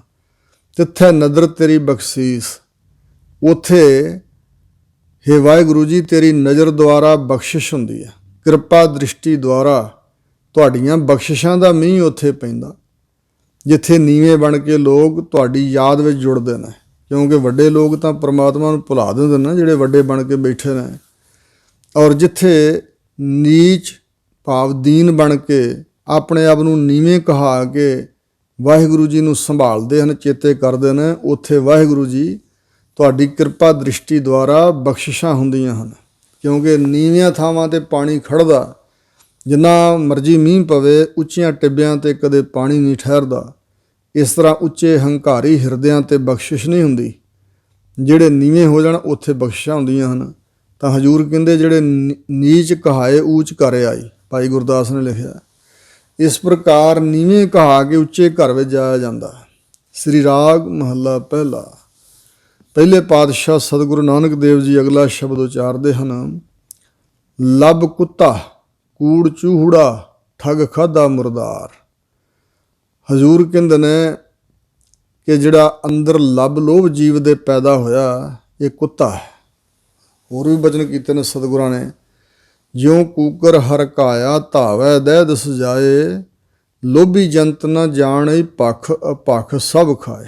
ਜਿਵੇਂ ਹਲਕਾ ਕੁੱਤਾ 10 ਦਿਸ਼ਾਂ 'ਚ ਹੀ ਭੱਜਾ ਫਿਰਦਾ, ਇੱਕ ਰਸ ਪੂਛ ਸਿੱਧੀ ਕਰਕੇ ਹਰ ਇੱਕ ਨੂੰ ਵੱਢਦਾ ਹੈ, ਮੂੰਹ ਤੋਂ ਝੱਗ ਜਾਂਦੀ ਹੈ, ਪਾਣੀ ਦੇ ਨੇੜੇ ਨਹੀਂ ਜਾ ਸਕਦਾ, ਇਤਿਆਦਿਕ। ਆਪਣੇ ਤੇ ਬਗਾਨੇ ਦੀ ਪਛਾਣ ਵੀ ਨਹੀਂ ਰਹਿੰਦੀ, ਐਸੇ ਲੱਛਣ ਉਹਦੇ ਹੁੰਦੇ ਨੇ। ਸੋ ਇਸ ਪ੍ਰਕਾਰ ਹਜ਼ੂਰ ਨੇ ਕਿਹਾ ਹੈ ਕਿ ਜਿਹੜਾ ਲੱਭ ਲੋਭ ਹੈ, ਇਹ ਕੁੱਤੇ ਵਰਗਾ ਹੈ। ਇਹ ਹੇ ਲੋਭਾ ਲੰਪਟ ਸੰਗ ਸਿਰ ਮੋਰਾ, ਅਨਕ ਲਹਿਰੀ ਕਲੋਲ ਤੇ ਤਾਵੰਤ ਜੀਆ ਬਹੁ ਪ੍ਰਕਾਰ ਅਨਕ ਭਾਂਤ ਬਹੁ ਡੋਲ ਤੇ। ਇਸ ਪ੍ਰਕਾਰ ਦੀ ਹਾਲਤ ਹੈ। ਹਜ਼ੂਰ ਕਹਿੰਦੇ ਜਿਹੜਾ ਜੀਵ ਦੇ ਅੰਦਰ ਲੱਭ ਹੈ, ਵਧਿਆ ਹੋਇਆ ਲੋਭ, ਇਹ ਕੁੱਤਾ ਹੈ। ਤੇ ਇਸ ਲੋਭ ਦੇ ਅਧੀਨ ਹੋ ਕੇ ਮਨੁੱਖ ਜੋ ਝੂਠ ਬੋਲਦਾ ਹੈ, ਕੂੜ ਝੂਠ, ਇਹ ਚੂੜਾ ਇਹਦੇ ਅੰਦਰ ਬਹਿ ਗਿਆ। ਠੱਗ ਖਾਧਾ ਮੁਰਦਾਰ, ਜਿਹੜਾ ਠੱਗੀ ਮਾਰ ਕੇ ਭੋਜਨ ਲਿਆ ਕੇ ਖਾਧਾ ਇਸ ਜੀਵ ਨੇ, ਠੱਗੀਆਂ ਮਾਰ ਮਾਰ ਕੇ। ਕਿਉਂਕਿ ਹੱਕ ਪਰਾਇਆ ਨਾਨਕਾ ਉਸ ਸੂਰ ਉਸ ਗਾਏ, ਗੁਰ ਪੀਰ ਹਮਾ ਤਾਂ ਪਰ ਜਾਂ ਮੁਰਦਾਰ ਨਾ ਖਾਏ। ਗੱਲੀ ਪਿਸ਼ਤ ਨਾ ਜਾਈਏ ਛੁੱਟੈ ਸੱਚ ਕਮਾਏ, ਮਾਰਨ ਪਾਹੇ ਹਰਾਮ ਮਹਿ ਹੋਏ ਹਲਾਲ ਨਾ ਜਾਏ, ਨਾਨਕ ਗੱਲੀ ਕੂੜੀ ਕੂੜੋ ਪੱਲੇ ਪਾਏ। ਇਸ ਪ੍ਰਕਾਰ ਹਜ਼ੂਰ ਨੇ ਵਰਜਿਆ ਸਿੱਖ ਨੂੰ, ਹਰ ਇੱਕ ਨੂੰ ਵਰਜਿਆ ਹੈ ਭਈ ਹੱਕ ਹਲਾਲ ਬਖੋਰੋ ਖਾਣਾ, ਦਿਲ ਦਰਿਆਓ ਧੋਵੋ ਮੈਂ ਲਾਣਾ। ਜਿਹੜਾ ਠੱਗ ਕੇ ਖਾਧਾ ਨਾ ਭੋਜਨ, ਇਹ ਮੁਰਦਾਰ ਖਾਧਾ ਹੈ। ਮੁਰਦਾਰ ਮਰੇ ਹੋਏ ਜਾਨਵਰ ਜੀਆਂ ਦਾ ਮਾਸ ਨੂੰ ਮੁਰਦਾਰ ਕਹਿੰਦੇ ਨੇ। ਹਜ਼ੂਰ ਕਹਿੰਦੇ ਮੁਰਦੇ ਦਾ ਮਾਸ ਖਾਣ ਦੇ ਤੁੱਲ ਹੈ ਜਿਹੜਾ ਠੱਗ ਕੇ ਖਾਧਾ ਭੋਜਨ ਹੈ। ਪਰ ਨਿੰਦਾ ਪਰ ਮਲ ਮੁਖ ਸੁਧੀ, ਅਗਨ ਕ੍ਰੋਧ ਚੰਡਾਲ। ਜਿਹੜੀ ਪਰਾਈ ਨਿੰਦਾ ਹੈ, ਇਹ ਪਰਾਈ ਮੈਲ ਹੈ ਮੁਖ ਵਿੱਚ ਪਾਈ। ਸੁਧੀ ਮੈਨੇ ਸਮੂਲਚੀ, ਇਹ ਸਾਰੀ ਦੀ ਸਾਰੀ ਮਾਨੋ ਬਗਾਨੇ ਮਨੁੱਖ ਦੀ ਮੈਲ ਮੂੰਹ 'ਚ ਪਾ ਲਈ, ਜਿਹੜੀ ਪਰਾਈ ਨਿੰਦਾ ਕਰਨੀ। ਜੋ ਨਿੰਦਾ ਕਰੈ ਅਣਹੋਂਦੀ ਪਰਾਈ, ਤਿਸ ਦਾ ਕਦੇ ਨਾ ਹੋਵੀ ਭਲਾ। ਸੋ ਇਸ ਪ੍ਰਕਾਰ ਹਜ਼ੂਰ ਨੇ ਕਿਹਾ ਹੈ, ਨਿੰਦਾ ਭਲੀ ਕਿਸੈ ਦੀ ਨਾਹੀ, ਮਨਮੁਖ ਮੁਗਧ ਕਰਨ, ਮੋਹ ਕਾਲੇ ਤਿੰਦਕਾ ਨਰਕੇ ਘੋਰ ਪਵਨ। ਇੰਜ ਵੀ ਹਜ਼ੂਰ ਨੇ ਕਿਹਾ ਹੈ ਕਿ ਸਾਧ ਕਾ ਨਿੰਦਕ ਕੈਸੇ ਤਰੈ, ਸਰ ਪਰ ਜਾਨੋ ਨਰਕ ਹੀ ਪਰੈ। ਗੱਲ ਹੋਰ ਹੋਵੇ ਤੇ ਹੋਰ ਬਣਾ ਕੇ ਪੇਸ਼ ਕਰਨੀ। ਮਨੁੱਖ ਦੇ ਗੁਣਾਂ ਨੂੰ ਔਗਣ ਬਣਾ ਪੇਸ਼ ਕਰਨਾ ਈਰਖਾ ਵਸ, ਇਹਨੂੰ ਨਿੰਦਾ ਕਿਹਾ ਜਾਂਦਾ ਹੈ। ਸੋ ਇਸ ਪ੍ਰਕਾਰ ਹਜ਼ੂਰ ਕਹਿੰਦੇ ਪਰਾਈ ਨਿੰਦਾ, ਇਹ ਪਰਾਈ ਮੈਲ ਹੈ ਮੂੰਹ ਵਿੱਚ ਪਾਈ, ਸੁਧੀ ਸਮੂਲਚੀ ਮੁੱਖ ਵਿੱਚ ਪਾ ਕੇ ਖਾਣ ਵਾਲੀ ਗੱਲ ਹੈ। ਮੂੰਹ ਦੇ ਨਾਲ ਕਿਸੇ ਦੀ ਮੈਲ ਗੰਦਗੀ ਖਾਣ ਦੇ ਬਰਾਬਰ ਹੈ। ਅਗਨ ਕ੍ਰੋਧ ਚੰਡਾਲ, ਜਿਹੜੀ ਕ੍ਰੋਧ ਦੀ ਅੱਗ ਅੰਦਰ ਸਾਡੇ ਬਲਦੀ ਹੈ, ਇਹ ਮਾਨੋ ਸਾਡੇ ਅੰਦਰ ਚੰਡਾਲ ਬਹਿ ਗਿਆ ਆ ਕੇ। ਇਹਨਾਂ ਨਖਿੱਧ ਕਿਹਾ ਨਾ ਇਹਨਾਂ ਚੀਜ਼ਾਂ ਨੂੰ, ਜਿਵੇਂ ਕੁੱਤਾ, ਚੂੜਾ, ਮੁਰਦਾਰ, ਮੈਲ ਕਿਸੇ ਦੀ, ਤੇ ਇਸੇ ਤਰ੍ਹਾਂ ਚੰਡਾਲ। ਮਹਾਰਾਜ ਕਹਿੰਦੇ ਸਾਰਾ ਕੁਝ ਇਹ ਅੰਦਰ ਬੈਠਾ ਜੀਵ ਦੇ। ਬੜੀ ਸੋਚ ਬਾਹਰੋਂ ਰੱਖਦੇ ਜਿਵੇਂ ਬ੍ਰਾਹਮਣ। ਹਜ਼ੂਰ ਨੇ ਜਿਸ ਪ੍ਰਕਾਰ ਕਿਹਾ ਹੈ ਵੀ ਜਿਹੜੀਆਂ ਕਾਰਾਂ ਤੁਸੀਂ ਕੱਢਦੇ ਹੋ ਕਿਸੇ ਕੰਮ ਦੀਆਂ ਨਹੀਂ, ਜਦੋਂ ਇਹ ਅੰਦਰ ਬਹਿ ਗਏ ਸਾਰੇ ਔਗਣ। ਲੱਭ ਕੁੱਤਾ ਕੂੜ ਚੂੜਾ, ਠੱਗ ਖਾਧਾ ਮੁਰਦਾਰ, ਪਰ ਨਿੰਦਾ ਪਰ ਮਲ ਮੁਖ ਸੁਧੀ। ਅਗਨ ਸੁਧੀ ਪਾਠ ਕਰਨਾ, ਸੁਧੀ ਨਹੀਂ, ਸੁਧੀ। ਅਗਨ ਕ੍ਰੋਧ ਚੰਡਾਲ, ਰਸ ਕਸ ਆਪ ਸਲਾਹਣਾ। ਇੱਕ ਰਸ ਹੁੰਦਾ, ਇੱਕ ਕਸ ਹੁੰਦਾ। ਕਸ ਕਸੀਸ ਦੇ ਕੇ ਕੱਢੇ ਹੋਏ ਜਿਹੜੇ ਰਸ ਨੇ, ਜਿਵੇਂ ਸ਼ਰਾਬ ਕੱਢੀ ਜਾਂਦੀ ਹੈ। ਰਸ ਕਸ ਚਸਕਾ ਤੇ ਆਪ ਸਲਾਹਣਾ, ਆਪਣੇ ਆਪ ਦੀ ਸਲਾਹਤਾ ਆਪ ਹੀ ਕਰੀ ਜਾਣੀ, ਆਪਣੀ ਵਡਿਆਈ ਖੁਦ ਕਰਨੀ। ਇਹ ਦੁਖਦਾਈ ਹੈ ਤੇ ਰਸਤੇ ਦੀ ਰੁਕਾਵਟ ਹੈ ਬਹੁਤ ਵੱਡੀ। ਇਹ ਕਰਮ ਮੇਰੇ ਕਰਤਾਰ, ਸਤਿਗੁਰੂ ਜੀ ਸਾਡੇ ਵੱਲੋਂ ਕਹਿ ਰਹੇ ਨੇ ਵੀ ਵਾਹਿਗੁਰੂ ਅੱਗੇ ਬੇਨਤੀ ਕਰੋ, ਆਪਣੀ ਹਾਲਤ ਬਿਆਨ ਕਰੋ ਕਿ ਹੇ ਕਰਤਾਰ, ਸ੍ਰਿਸ਼ਟੀ ਨੂੰ ਰਚਣ ਵਾਲੇ ਪਰਮਾਤਮਾ, ਮੇਰੇ ਇਹੋ ਜਿਹੇ ਕਰਮ ਨੇ। ਰਸ ਕਸ ਆਪ ਸਲਾਹਣਾ, ਇਹ ਕਰਮ ਮੇਰੇ ਕਰਤਾਰ। ਆਪਾ ਸਲਾਹੁਣ ਬਾਰੇ ਇੱਕ ਦੋ ਬਚਨ ਭਾਈ ਸਾਹਿਬ ਡਾਕਟਰ ਵੀਰ ਸਿੰਘ ਜੀ ਦੇ ਲਿਖੇ ਦਾਸ ਨੂੰ ਚੇਤੇ ਆਏ ਹਨ। ਇੱਕ ਤਾਂ ਉਹਨਾਂ ਇਹ ਲਿਖਿਆ ਕਿ ਯੂਨਾਨ ਦੇਸ਼ ਦਾ ਕੋਈ ਸੰਤ ਸੀ, ਉਸਨੇ ਆਪਣੀ ਸਵੈ ਜੀਵਨੀ ਵਿੱਚ ਬਚਨ ਲਿਖਿਆ ਕਿ ਇਸ ਪਰਮਾਰਥ ਦੇ ਰਾਹ 'ਤੇ ਚੱਲਦਿਆਂ ਜੋ ਰੁਕਾਵਟ ਬਣੀ ਹੋਈ ਸੀ, ਗਿਆਨ ਦੀ ਪ੍ਰਾਪਤੀ ਨਹੀਂ ਸੀ ਹੁੰਦੀ, ਅਤੇ ਮੈਂ ਸੋਚਦਾ ਰਿਹਾ ਕਈ ਦਿਨ ਕਿ ਕੀ ਗੱਲ, ਕਿਹੜੀ ਚੀਜ਼ ਹੈ ਜੋ ਰੁਕਾਵਟ ਬਣੀ, ਕਿਹੜਾ ਔਗਣ ਮੇਰੇ 'ਚ ਹੈ ਜੋ ਰੁਕਾਵਟ ਬਣਿਆ। ਤਾਂ ਸਮਝ ਆਈ ਕਿ ਆਪਾ ਸਲਾਹੁਣਾ। ਕਰਮ ਤਾਂ ਚੰਗੇ ਕਰਦਾ ਸੀ, ਪਰ ਆਪਣੇ ਚੰਗੇ ਕਰਮਾਂ ਨੂੰ ਹੀ ਆਪ ਸਲਾਹੁਣਾ। ਜੇ ਕੋਈ ਨਹੀਂ ਵਡਿਆਈ ਕਰਦਾ, ਬਲਕਿ ਸੁਣਨ ਦੀ ਇੱਛਾ ਹੁੰਦੀ ਕਿ ਲੋਕ ਮੇਰੀ ਉਸਤਤ ਕਰਨ। ਜੇ ਲੋਕ ਉਸਤਤ ਨਾ ਕਰਨ ਤਾਂ ਮਨੁੱਖ ਆਪਣੇ ਆਪ ਨੂੰ ਆਪ ਹੀ ਸਲਾਹੁਣ ਲੱਗ ਪੈਂਦਾ। ਇਸ ਤਰ੍ਹਾਂ ਕਹਿੰਦੇ ਫਿਰ ਉਹ ਜਿਹੜਾ ਮਨ ਦਾ ਸੁਭਾਅ ਸੀ ਆਪਾ ਸਲਾਹੁਣ ਦਾ, ਉਹਨੂੰ ਤਿਆਗਦਿਆਂ 7 ਸਾਲ ਲੱਗ ਗਏ। ਇਹ ਰੁਕਾਵਟ ਫਿਰ ਦੂਰ ਹੋਈ। ਇਸੇ ਤਰ੍ਹਾਂ ਭਾਈ ਸਾਹਿਬ ਡਾਕਟਰ ਵੀਰ ਸਿੰਘ ਨੇ ਬਚਨ ਲਿਖਿਆ ਕਿ ਇੱਕ ਤਰਨਤਾਰਨ ਸਾਹਿਬ ਬਾਬਾ ਭੋਲਾ ਸਿੰਘ ਜੀ ਰਹਿੰਦੇ ਸੀ, ਅਤੇ ਉਹਨਾਂ ਨੇ ਕਹਿੰਦੇ ਸਾਨੂੰ ਆਪਣੀ ਹੱਡ ਬੀਤੀ ਸੁਣਾਈ ਕਿ ਮੈਂ ਚੜ੍ਹਦੀ ਜਵਾਨੀ ਦੀ ਉਮਰ ਵਿੱਚ ਘਰੋਂ ਨਿਕਲਿਆ ਸੀ, ਅਤੇ ਇੱਕ ਮਹਾਤਮਾ ਸਨ ਗੁਰੂ ਘਰਾਂ ਦੀ ਸੇਵਾ ਕਰਾਉਣ ਵਾਲੇ, ਉਹਨਾਂ ਦੇ ਪਾਸ ਰਹਿ ਕੇ ਗੁਰੂ ਘਰ ਦੀ ਟੋਕਰੀ ਢੋਈ, ਲੰਗਰ ਪ੍ਰਸ਼ਾਦੇ ਦੀ ਸੇਵਾ ਕੀਤੀ, ਸਿਮਰਨ ਕੀਤਾ, ਵੱਧ ਤੋਂ ਵੱਧ ਜਾਪ ਕੀਤਾ, ਮਹਾਰਾਜ ਦੀ ਬਾਣੀ ਨਾਲ ਜੁੜਿਆ। ਔਰ ਜਦੋਂ ਉਹਨਾਂ ਸੰਤਾਂ ਨੇ ਸਰੀਰ ਤਿਆਗਣਾ ਸੀ ਤੇ ਉਹਨਾਂ ਨੇ ਬਚਨ ਕੀਤਾ ਕਿ ਭੋਲਾ ਸਿੰਘ ਨੂੰ ਦਸਤਾਰਬੰਦੀ ਕਰਨੀ, ਵੀ ਆਪਣੇ ਥਾਂ ਜ਼ਿੰਮੇਵਾਰੀ ਦੇਣੀ। ਅਤੇ ਉਸ ਵੇਲੇ ਮੇਰੇ ਮਨ ਵਿੱਚ ਇੰਨਾ ਤਿਆਗ ਸੀ ਕਿ ਮੈਂ ਉਸ ਅਸਥਾਨ ਤੋਂ ਭੱਜ ਗਿਆ। ਹਰੀ ਕੇ ਪੱਤਣ ਤੋਂ ਦਰਿਆ ਸਤਲੁਜ ਪਾਰ ਕਰਨਾ ਸੀ, ਉੱਥੇ ਮੈਂ ਬੈਠਾ ਸੀ ਅਤੇ ਉਹਨਾਂ ਨੇ ਮਗਰ ਸੇਵਾਦਾਰ ਭਜਾਏ। ਉਹ ਮੈਨੂੰ ਫੜ ਕੇ ਲਿਆਏ ਅਤੇ ਉਹ ਸੰਤ ਕਹਿਣ ਲੱਗੇ ਵੀ ਤੈਨੂੰ ਦਸਤਾਰਬੰਦੀ ਕਰਨਗੇ। ਮੈਂ ਕਿਹਾ ਜੀ ਮੈਨੂੰ ਇਹ ਜ਼ਿੰਮੇਵਾਰੀ ਨਹੀਂ ਚਾਹੀਦੀ, ਦਸਤਾਰਬੰਦੀ ਕਿਸੇ ਹੋਰ ਨੂੰ ਕਰੋ, ਮੈਂ ਸੇਵਾ ਕਰਾਂਗਾ। ਉਦੋਂ ਬੜਾ ਹੀ ਤਿਆਗ ਸੀ ਮਨ 'ਚ, ਪਰ ਉਹਨਾਂ ਜ਼ਬਰਦਸਤੀ ਕਹਿਣ ਲੱਗੇ ਨਹੀਂ ਦਸਤਾਰ ਤੈਨੂੰ ਲੈਣੀ ਪਵੇਗੀ, ਸਾਡਾ ਹੁਕਮ ਮੰਨ। ਚਲੋ ਜੀ, ਕਹਿੰਦੇ ਮੇਰੇ ਸਿਰ 'ਤੇ ਦਸਤਾਰਬੰਦੀ ਹੋਈ। ਉਦੋਂ ਬਾਅਦ ਗੁਰੂ ਘਰਾਂ ਦੀ ਸੇਵਾ 'ਤੇ ਕਰਾਉਂਦੇ ਸੀ, ਅਤੇ ਤਰਨਤਾਰਨ ਸਾਹਿਬ ਗੁਰੂ ਅਰਜਨ ਦੇਵ ਜੀ ਦੇ ਪਵਿੱਤਰ ਸਥਾਨ 'ਤੇ ਕਹਿੰਦੇ ਅਸੀਂ ਨਤਮਸਤਕ ਹੋਣ ਰੋਜ਼ ਅੰਮ੍ਰਿਤ ਵੇਲੇ ਆਉਂਦੇ ਸੀ। ਜਿਹੜੇ ਤੇ ਅੰਮ੍ਰਿਤਧਾਰੀ ਸਿੰਘ ਸਿੰਘਣੀਆਂ ਕੁਝ ਮਰਜ਼ਾਦਾ ਵਾਲੇ ਸੀ, ਉਹ ਸਿਰਫ ਫਤਿਹ ਬੁਲਾਉਂਦੇ ਸਨ, ਅਤੇ ਬਹੁਤੀ ਦੁਨੀਆ ਸਾਨੂੰ ਮੱਥਾ ਟੇਕਣ ਲੱਗ ਪਈ ਸਾਡੇ ਪੈਰਾਂ 'ਤੇ। ਤੇ ਫਿਰ ਵੇਖਿਆ ਮਨ ਦੀ ਹਾਲਤ, ਮਨ ਨੂੰ ਇੱਕ ਖੁਰਾਕ ਮਿਲਣ ਲੱਗ ਪਈ ਨਾ ਲੋਕਾਂ ਦੇ ਮੱਥੇ ਟੇਕਣ ਤੋਂ। ਤੇ ਜਿਹੜੇ ਲੋਕ ਸਿਰਫ ਫਤਿਹ ਬੁਲਾਉਂਦੇ ਸਨ ਉਹ ਚੰਗੇ ਨਾ ਲੱਗਣ, ਜਿਹੜੇ ਝੁਕ ਕੇ ਨਮਸਕਾਰਾਂ ਕਰਨ, ਮੱਥੇ ਟੇਕਣ, ਉਹ ਚੰਗੇ ਚੰਗੇ ਲੱਗਣ ਲੱਗ ਪਏ। ਫਿਰ ਆਪਣੇ ਮਨ ਨੂੰ ਬੜਾ ਸਮਝਾਇਆ ਕਿ ਮਨਾ, ਇਹ ਕਿਹੜੇ ਵਹਿਣ 'ਚ ਰੁੜ ਚੱਲਿਆ, ਕਿਸ ਇੱਛਾ ਵਿੱਚ ਤੂੰ ਫਸ ਗਿਆ ਵੀ ਤੈਨੂੰ ਇਸ ਸਰੀਰ ਨੂੰ ਲੋਕ ਮੱਥੇ ਟੇਕਣ, ਇਸ ਖਲੜੇ ਦੀ ਪੂਜਾ ਕਰਾਉਣੀ ਚਾਹੁੰਦਾ। ਕਹਿੰਦੇ ਬੜੀ ਮੁਸ਼ਕਲ ਦੇ ਨਾਲ ਇਸ ਮਨ ਨੂੰ ਇਸ ਖਿਆਲ ਵਿੱਚੋਂ ਕੱਢਿਆ, ਜਿਹੜੀ ਅੰਦਰ ਇੱਛਾ ਬਣ ਗਈ ਸੀ ਨਾ ਮੱਥੇ ਟਿਕਾਉਣ ਦੀ, ਬੜੀ ਮੁਸ਼ਕਲ ਨਾਲ ਇੱਥੋਂ ਆਪਣੇ ਆਪ ਨੂੰ ਕੱਢਿਆ। ਇਹ ਰਸਤੇ ਦੀ ਬੜੀ ਵੱਡੀ ਰੁਕਾਵਟ ਹੈ। ਕੋਈ ਵੀ ਧਾਰਮਿਕ ਵਿਅਕਤੀ ਇੱਥੇ ਫਸਦਾ ਬਹੁਤ ਛੇਤੀ। ਸਿੱਧਾਂ ਨੂੰ ਵੀ ਇਹੀ, ਔਰ ਹੋਰ ਵੀ ਦੁਨੀਆ ਛੱਡ ਕੇ ਜੰਗਲਾਂ 'ਚ ਤਪੱਸਿਆ ਕਰਦੇ ਰਹੇ ਲੋਕ, ਪਰ ਚੇਲੇ ਚੇਲੀਆਂ ਰੱਖ ਲਏ, ਆਸ਼ਰਮ ਬਣ ਕੇ ਮੱਥੇ ਟਿਕਾਉਣ ਦੀ ਲਾਲਸਾ ਇਤਿਆਦਿਕ। ਸਤਿਗੁਰੂ ਜੀ ਕਹਿ ਰਹੇ ਨੇ ਕਿ ਇੰਜ ਬੇਨਤੀ ਕਰੋ, ਆਪਣੀ ਹਾਲਤ ਸਾਡੀ ਸਾਰੇ ਜੀਆਂ ਦੀ ਇਹੋ ਜਿਹੀ ਹੈ। ਰਸ ਕਸ ਆਪ ਸਲਾਹਣਾ, ਚਸਕੇ ਤੇ ਆਪਾ ਸਲਾਉਣਾ, ਇਹ ਕਰਮ ਮੇਰੇ ਕਰਤਾਰ। ਹੇ ਵਾਹਿਗੁਰੂ ਜੀ, ਮੇਰੇ ਇਹੋ ਜਿਹੇ ਕਰਮ ਹਨ, ਮੇਰੀ ਕਰਤੂਤ ਇਹੋ ਜਿਹੀ ਹੈ। ਬਾਬਾ ਬੋਲੀਐ ਪਤ ਹੋਏ। ਸਤਿਗੁਰੂ ਜੀ ਕਹਿੰਦੇ, ਹੇ ਬਾਬਾ ਭਾਈ, ਉਹ ਅੱਖਰ ਹੀ ਬੋਲਣੇ ਚਾਹੀਦੇ ਹਨ ਜਿਹਦੇ ਨਾਲ ਦਰਗਾਹ ਦੇ ਵਿੱਚ ਜਾ ਕੇ ਪਤ ਮਿਲੇ, ਇੱਜ਼ਤ ਮਿਲੇ, ਸਤਿਕਾਰ ਮਿਲੇ। ਜਿਨ੍ਹਾਂ ਬੋਲਾਂ ਦੇ ਬੋਲਿਆਂ ਇੱਜ਼ਤ ਨਹੀਂ ਮਿਲਣੀ, ਫਿੱਕਾ ਬੋਲ ਵਿਗੁਚਣਾ ਸੁਣ ਮੂਰਖ ਮਾਨਾ ਜਾਣ, ਐਸੇ ਬਚਨ ਕੀਤੇ ਹਨ। ਦੁਨੀਆਦਾਰੀ ਦੇ ਬੋਲ, ਸੰਸਾਰ ਦੇ ਬੋਲ, ਨਿੰਦਿਆ ਦੇ ਬੋਲ, ਵਿਕਾਰਾਂ ਦੇ ਬੋਲ, ਭੈੜੇ ਬੋਲ, ਇਹਨਾਂ ਨਾਲ ਕੋਈ ਪਤ ਨਹੀਂ, ਇੱਜ਼ਤ ਨਹੀਂ ਹੁੰਦੀ। ਦੁਨੀਆ ਦੇ ਵਿੱਚ ਇੱਜ਼ਤ ਚੰਗੀਆਂ ਸਿਆਣੀਆਂ ਗੱਲਾਂ ਕਰਕੇ ਹੋ ਜਾਂਦੀ ਹੈ, ਪਰ ਵਾਹਿਗੁਰੂ ਦੇ ਦਰ 'ਤੇ ਉਹ ਬੋਲ ਜੋ ਪ੍ਰਮਾਤਮਾ ਦੀ ਵਡਿਆਈ ਵਾਲੇ ਨੇ। ਸੋ ਇਸ ਪ੍ਰਕਾਰ ਸਿਫਤ ਸਲਾਹ ਵਾਲੇ ਬੋਲ, ਇਹ ਭਾਈ ਉਹ ਬੋਲ ਬੋਲੀਏ ਵਾਹਿਗੁਰੂ ਦੇ ਨਾਮ ਸੰਬੰਧੀ ਜਿਹਦੇ ਨਾਲ ਦਰਗਾਹ ਵਿੱਚ ਪਤ ਹੋਵੇ। ਊਤਮ ਸੇ ਦਰ ਊਤਮ ਕਹੀ ਹੈ, ਨੀਚ ਕਰਮ ਬਹਿ ਰੋਏ। ਹਜੂਰ ਕੇ ਉੱਤਮ ਉਹੀ ਗਿਣੇ ਜਾਣਗੇ ਜੋ ਵਾਹਿਗੁਰੂ ਦੇ ਦਰ 'ਤੇ ਉੱਤਮ ਕਹੇ ਜਾਣਗੇ। ਇੱਥੇ ਦੁਨੀਆ ਵਿੱਚ ਉੱਤਮ ਕਿਸ ਨੂੰ ਕਹਿ ਲਿਆ ਜਾਂਦਾ, ਬੜਾ ਮਹਾਨ ਹੈ, ਬੜਾ ਵੱਡਾ।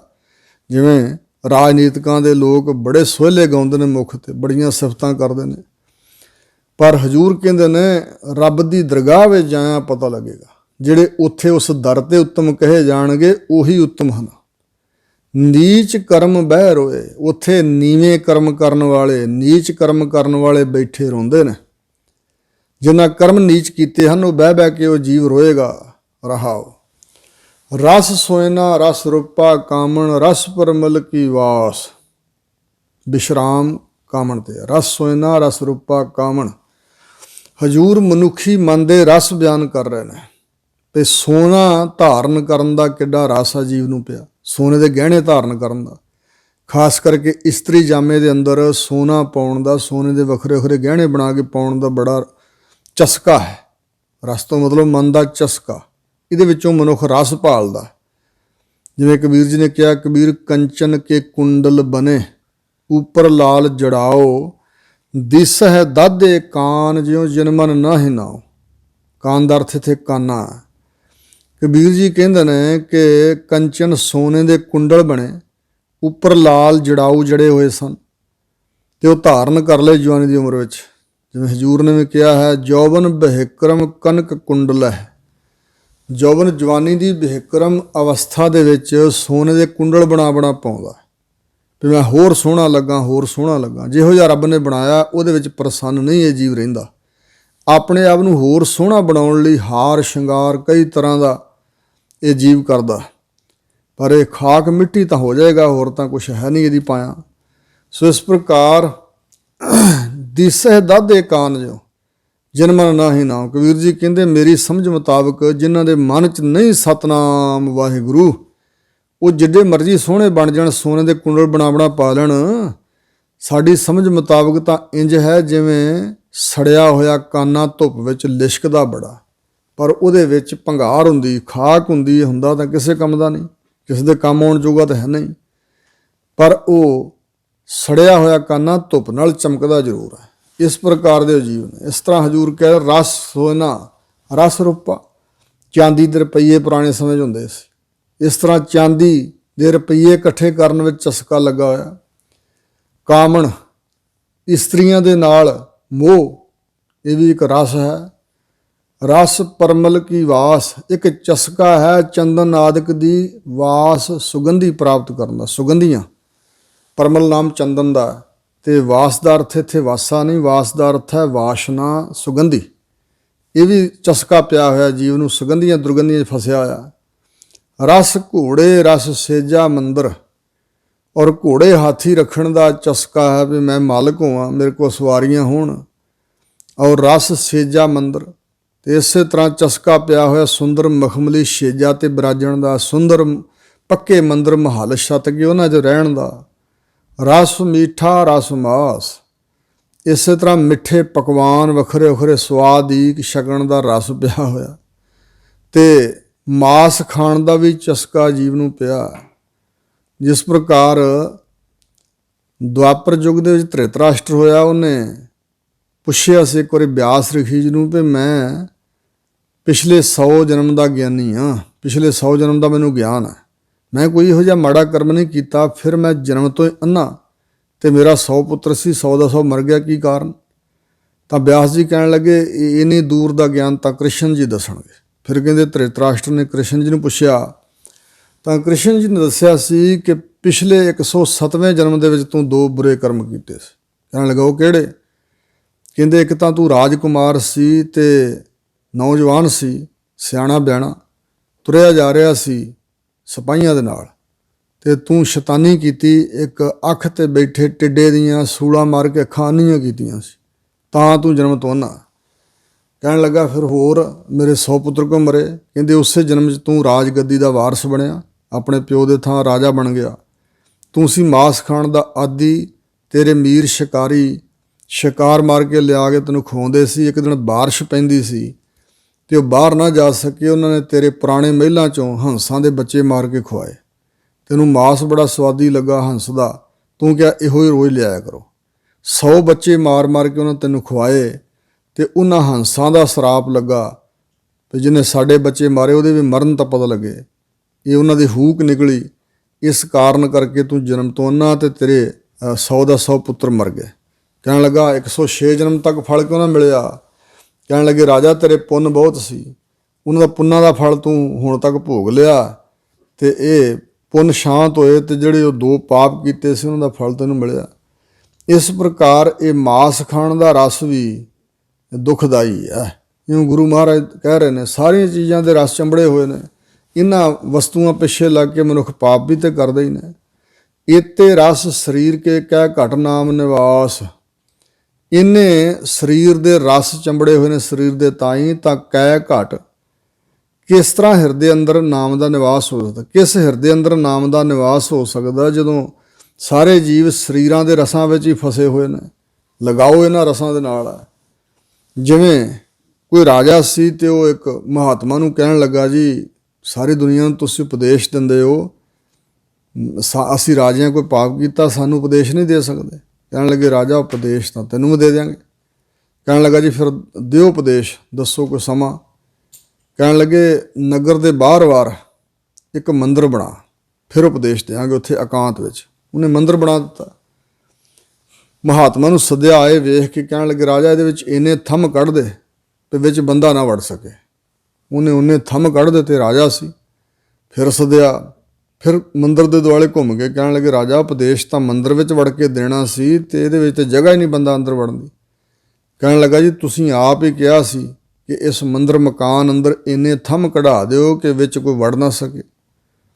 ਕਹਿਣ ਲੱਗੇ ਰਾਜਾ ਇਹੀ ਉਪਦੇਸ਼ ਹੈ ਤੇਰੇ ਵਾਸਤੇ। ਉਪਦੇਸ਼ ਤਾਂ ਤੈਨੂੰ ਨਾਮ ਗਿਆਨ ਦਾ ਦਈਏ, ਪਰ ਤੇਰੇ ਹਿਰਦੇ ਦੇ ਅੰਦਰ ਜਿਹੜੀਆਂ ਵਾਸ਼ਨਾਵਾਂ ਹਨ, ਇੰਨੇ ਰਸਾਂ ਕਸਾਂ ਭੋਗਾਂ 'ਚ ਤੂੰ ਫਸਿਆ ਹੋਇਆ, ਇੱਥੇ ਉਪਦੇਸ਼ ਠਹਿਰਨਾ ਨਹੀਂ। ਇਹ ਮੰਦਰ ਖਾਲੀ ਹੋਏ ਤੇ ਫਿਰ ਇੱਥੇ ਹੋਰ ਕੁਝ ਪਾਇਆ ਜਾਏ, ਵੜੇ ਕੁਝ ਪ੍ਰਵੇਸ਼ ਕਰੇ ਉਪਦੇਸ਼, ਤੇ ਤਾਂ ਤੇਰੀ ਕਲਿਆਣ ਆ। ਇੱਥੇ ਤੂੰ ਵਾਸ਼ਨਾਵਾਂ ਬਹੁਤੀਆਂ ਵਧਾ ਲਈਆਂ ਹੋਈਆਂ, ਤੂੰ ਫਸ ਚੁੱਕਾ ਇੰਨੇ ਚੱਕਰਾਂ ਵਿੱਚ, ਇੰਨਿਆਂ ਰਸਾਂ ਕਸਾਂ ਚਸਕਿਆਂ ਵਿੱਚ ਕਿ ਇੱਥੇ ਉਪਦੇਸ਼ ਠਹਿਰਨ ਦੀ ਜਗ੍ਹਾ ਨਹੀਂ। ਇਸ ਪ੍ਰਕਾਰ ਹੀ ਸਾਡੀ ਹਾਲਤ ਹੈ। ਹਜ਼ੂਰ ਕਹਿੰਦੇ ਕਿਸ ਹਿਰਦੇ ਦੇ ਵਿੱਚ ਨਾਮ ਦਾ ਨਿਵਾਸ ਹੋ ਸਕਦਾ? ਜਿਤ ਬੋਲਿਆ ਪਤ ਪਾਈਐ ਸੋ ਬੋਲਿਆ ਪ੍ਰਵਾਨ। ਜਿਨ੍ਹਾਂ ਅੱਖਰਾਂ ਦੇ ਬੋਲਿਆਂ ਵਾਹਿਗੁਰੂ ਦੇ ਦਰ ਤੇ ਪਤ ਇੱਜ਼ਤ ਪ੍ਰਾਪਤ ਕਰੀਦੀ ਹੈ, ਉਹ ਬੋਲਿਆ ਹੋਇਆ ਹੀ ਪ੍ਰਵਾਨਿਕ ਹੈ। ਪ੍ਰਮਾਣਿਕ ਹੈ, ਸਫਲਾ ਹੈ, ਮਹਾਨ ਹੈ, ਉਸ ਬੋਲਣ ਦਾ ਹੀ ਲਾਭ ਹੈ। ਫਿੱਕਾ ਬੋਲ ਵੇ ਗੁਚਣਾ ਸੁਣ ਮੂਰਖ ਮਨ ਅਜਾਣ। ਹੇ ਮੂਰਖ, ਹੇ ਅਜਾਣ ਬੇਸਮਝ ਮਨਾ, ਸੁਣ। ਜਿਹੜਾ ਫਿੱਕਾ ਬੋਲ ਬੋਲਣਾ ਹੈ ਇਹਦੇ ਨਾਲ ਵਿਗੁਚਣਾ ਖੁਆਰ ਹੋਈਦਾ ਹੈ। ਸਤਿਗੁਰੂ ਨਾਨਕ ਦੇਵ ਜੀ ਮਹਾਰਾਜ ਨੇ ਆਸਾ ਦੀ ਵਾਰ 'ਚ ਕਿਹਾ, ਨਾਨਕ ਫਿੱਕਾ ਬੋਲਿਆ ਤਨ ਮਨ ਫਿੱਕਾ ਹੋਏ। ਫਿੱਕਾ ਮੂਰਖ ਆਖੀਐ, ਫਿੱਕੋ ਫਿੱਕਾ ਸੱਦੀਐ, ਫਿੱਕੇ ਫਿੱਕੀ ਸੋਏ। ਫਿੱਕਾ ਮੂਰਖ ਆਖੀਐ ਪਾਣਾ ਲਹੈ ਸਜਾਏ। ਫਿੱਕਾ ਦਰਗਹਿ ਸਟੀਐ ਮੋਏ ਥੁੱਕਾਂ ਫਿੱਕੇ ਪਾਏ।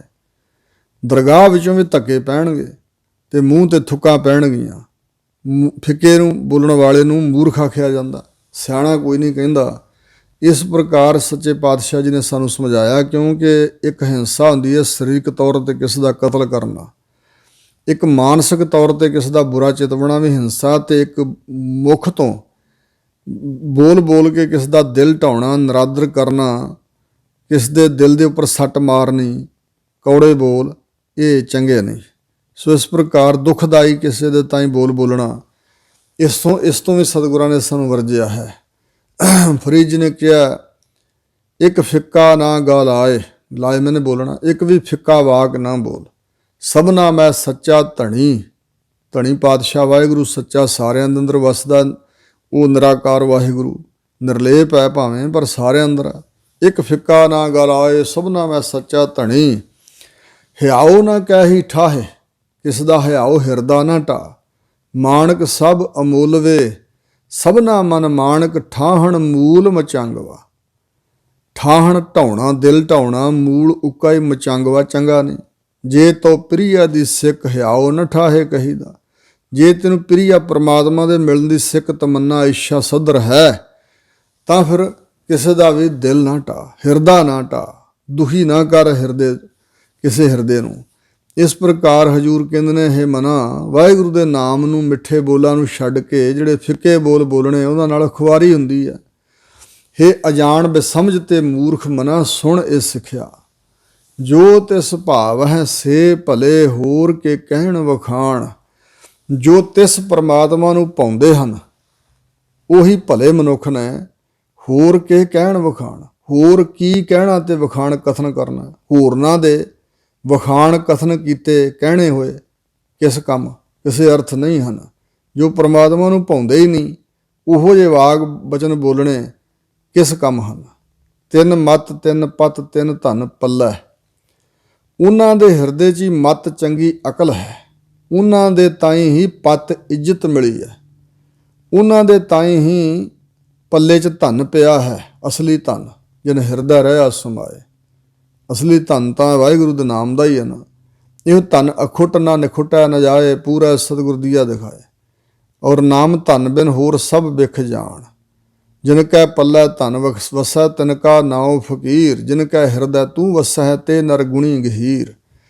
ਇਸ ਪ੍ਰਕਾਰ ਹਜ਼ੂਰ ਨੇ ਕਿਹਾ ਹੈ, ਜਿੱਥੇ ਹਰ ਅਰਾਧੀ ਹੈ ਤਿੱਥੇ ਹਰ ਮਿੱਤ ਸਹਾਈ। ਗੁਰ ਕਿਰਪਾ ਤੇ ਹਰ ਮਨ ਵਸੈ ਹੋਰਤ ਵਿਦ ਲਿਆ ਨਾ ਜਾਈ। ਹਰ ਧਨ ਸੰਚੀ ਹੈ ਭਾਈ, ਜੇ ਹਲਤ ਪਲਤ ਹਰ ਹੋਏ ਸਖਾਈ। ਸੋ ਇਸ ਪ੍ਰਕਾਰ ਸਾਖਤੀ ਪਾਪ ਕਰਕੇ ਵਿਖਿਆ ਧਨ ਸੰਚਿਆ, ਤੈਨੂੰ ਇੱਕ ਵਿਖ ਨਾਲ ਨਾ ਜਾਈ। ਹਲਤਾ ਵਿੱਚ ਸਾਖਤ ਦੁਹੇਲੇ ਪਏ, ਹੱਥੋਂ ਛੁੜਕ ਗਿਆ ਅੱਗੇ ਪਲਤ ਸਾਖਤ ਹਰ ਦਰਗਹਿ ਢੋਈ ਨਾ ਪਾਈ। ਸੋ ਇਸ ਪ੍ਰਕਾਰ ਜਿਹੜਾ ਵਾਹਿਗੁਰੂ ਦੇ ਨਾਮ ਦਾ ਧਨ ਹੈ, ਇਸ ਧਨ ਕੋ ਚੱਕਾ ਨੇੜ ਨਾ ਆਵੇ, ਜਮ ਜਾ ਗਾਤੀ ਡੰਡ ਨਾ ਲਗਾਈ। ਇਸ ਤਰ੍ਹਾਂ ਹਜ਼ੂਰ ਇੱਥੇ ਕਹਿ ਰਹੇ ਨੇ ਕਿ ਜਿਨ੍ਹਾਂ ਦੇ ਹਿਰਦੇ 'ਚ ਵਾਹਿਗੁਰੂ ਜੀ ਦਾ ਨਾਮ ਪ੍ਰੇਮ ਸਮਾਰਿਆ ਹੈ, ਉਹਨਾਂ ਦੀ ਹੀ ਉੱਚੀ ਮੱਤ ਹੈ, ਅਕਲ ਹੈ। ਉਹਨਾਂ ਬੁੱਧੀ ਵੀ, ਮੱਤ ਦਾ ਅਰਥ ਬੁੱਧੀ ਵੀ ਹੈ। ਉਹਨਾਂ ਦੀ ਬੁੱਧੀ ਅੰਦਰ ਹੀ ਚੰਗੀ ਮੱਤ ਅਕਲ ਹੈ, ਉਹਨਾਂ ਦੇ ਹਿਰਦੇ, ਉਹਨਾਂ ਦੇ ਕੋਲ ਹੀ ਚੰਗੀ ਪੱਤ ਹੈ, ਉਹਨਾਂ ਦੇ ਪਾਸ ਹੀ ਧਨ ਸਮਝੋ। ਤਿਨਕਾ ਕਿਆ ਸਲਾਹਣਾ ਅਵਰ ਸਵਾਲਿਓ ਕਾਏ। ਹਜ਼ੂਰ ਕਹਿੰਦੇ ਉਹਨਾਂ ਦਾ ਕੀ ਸਲਾਹੁਣਾ ਭਾਈ। ਭਾਵ ਉਹਨਾਂ ਦੀ ਸਲਾਹੁਤਾ ਹੀ ਬਹੁਤ ਵੱਡੀ ਹੈ, ਉਹਨਾਂ ਦੀ ਸਿਫਤ ਹੀ ਬਹੁਤ ਜ਼ਿਆਦਾ ਹੈ।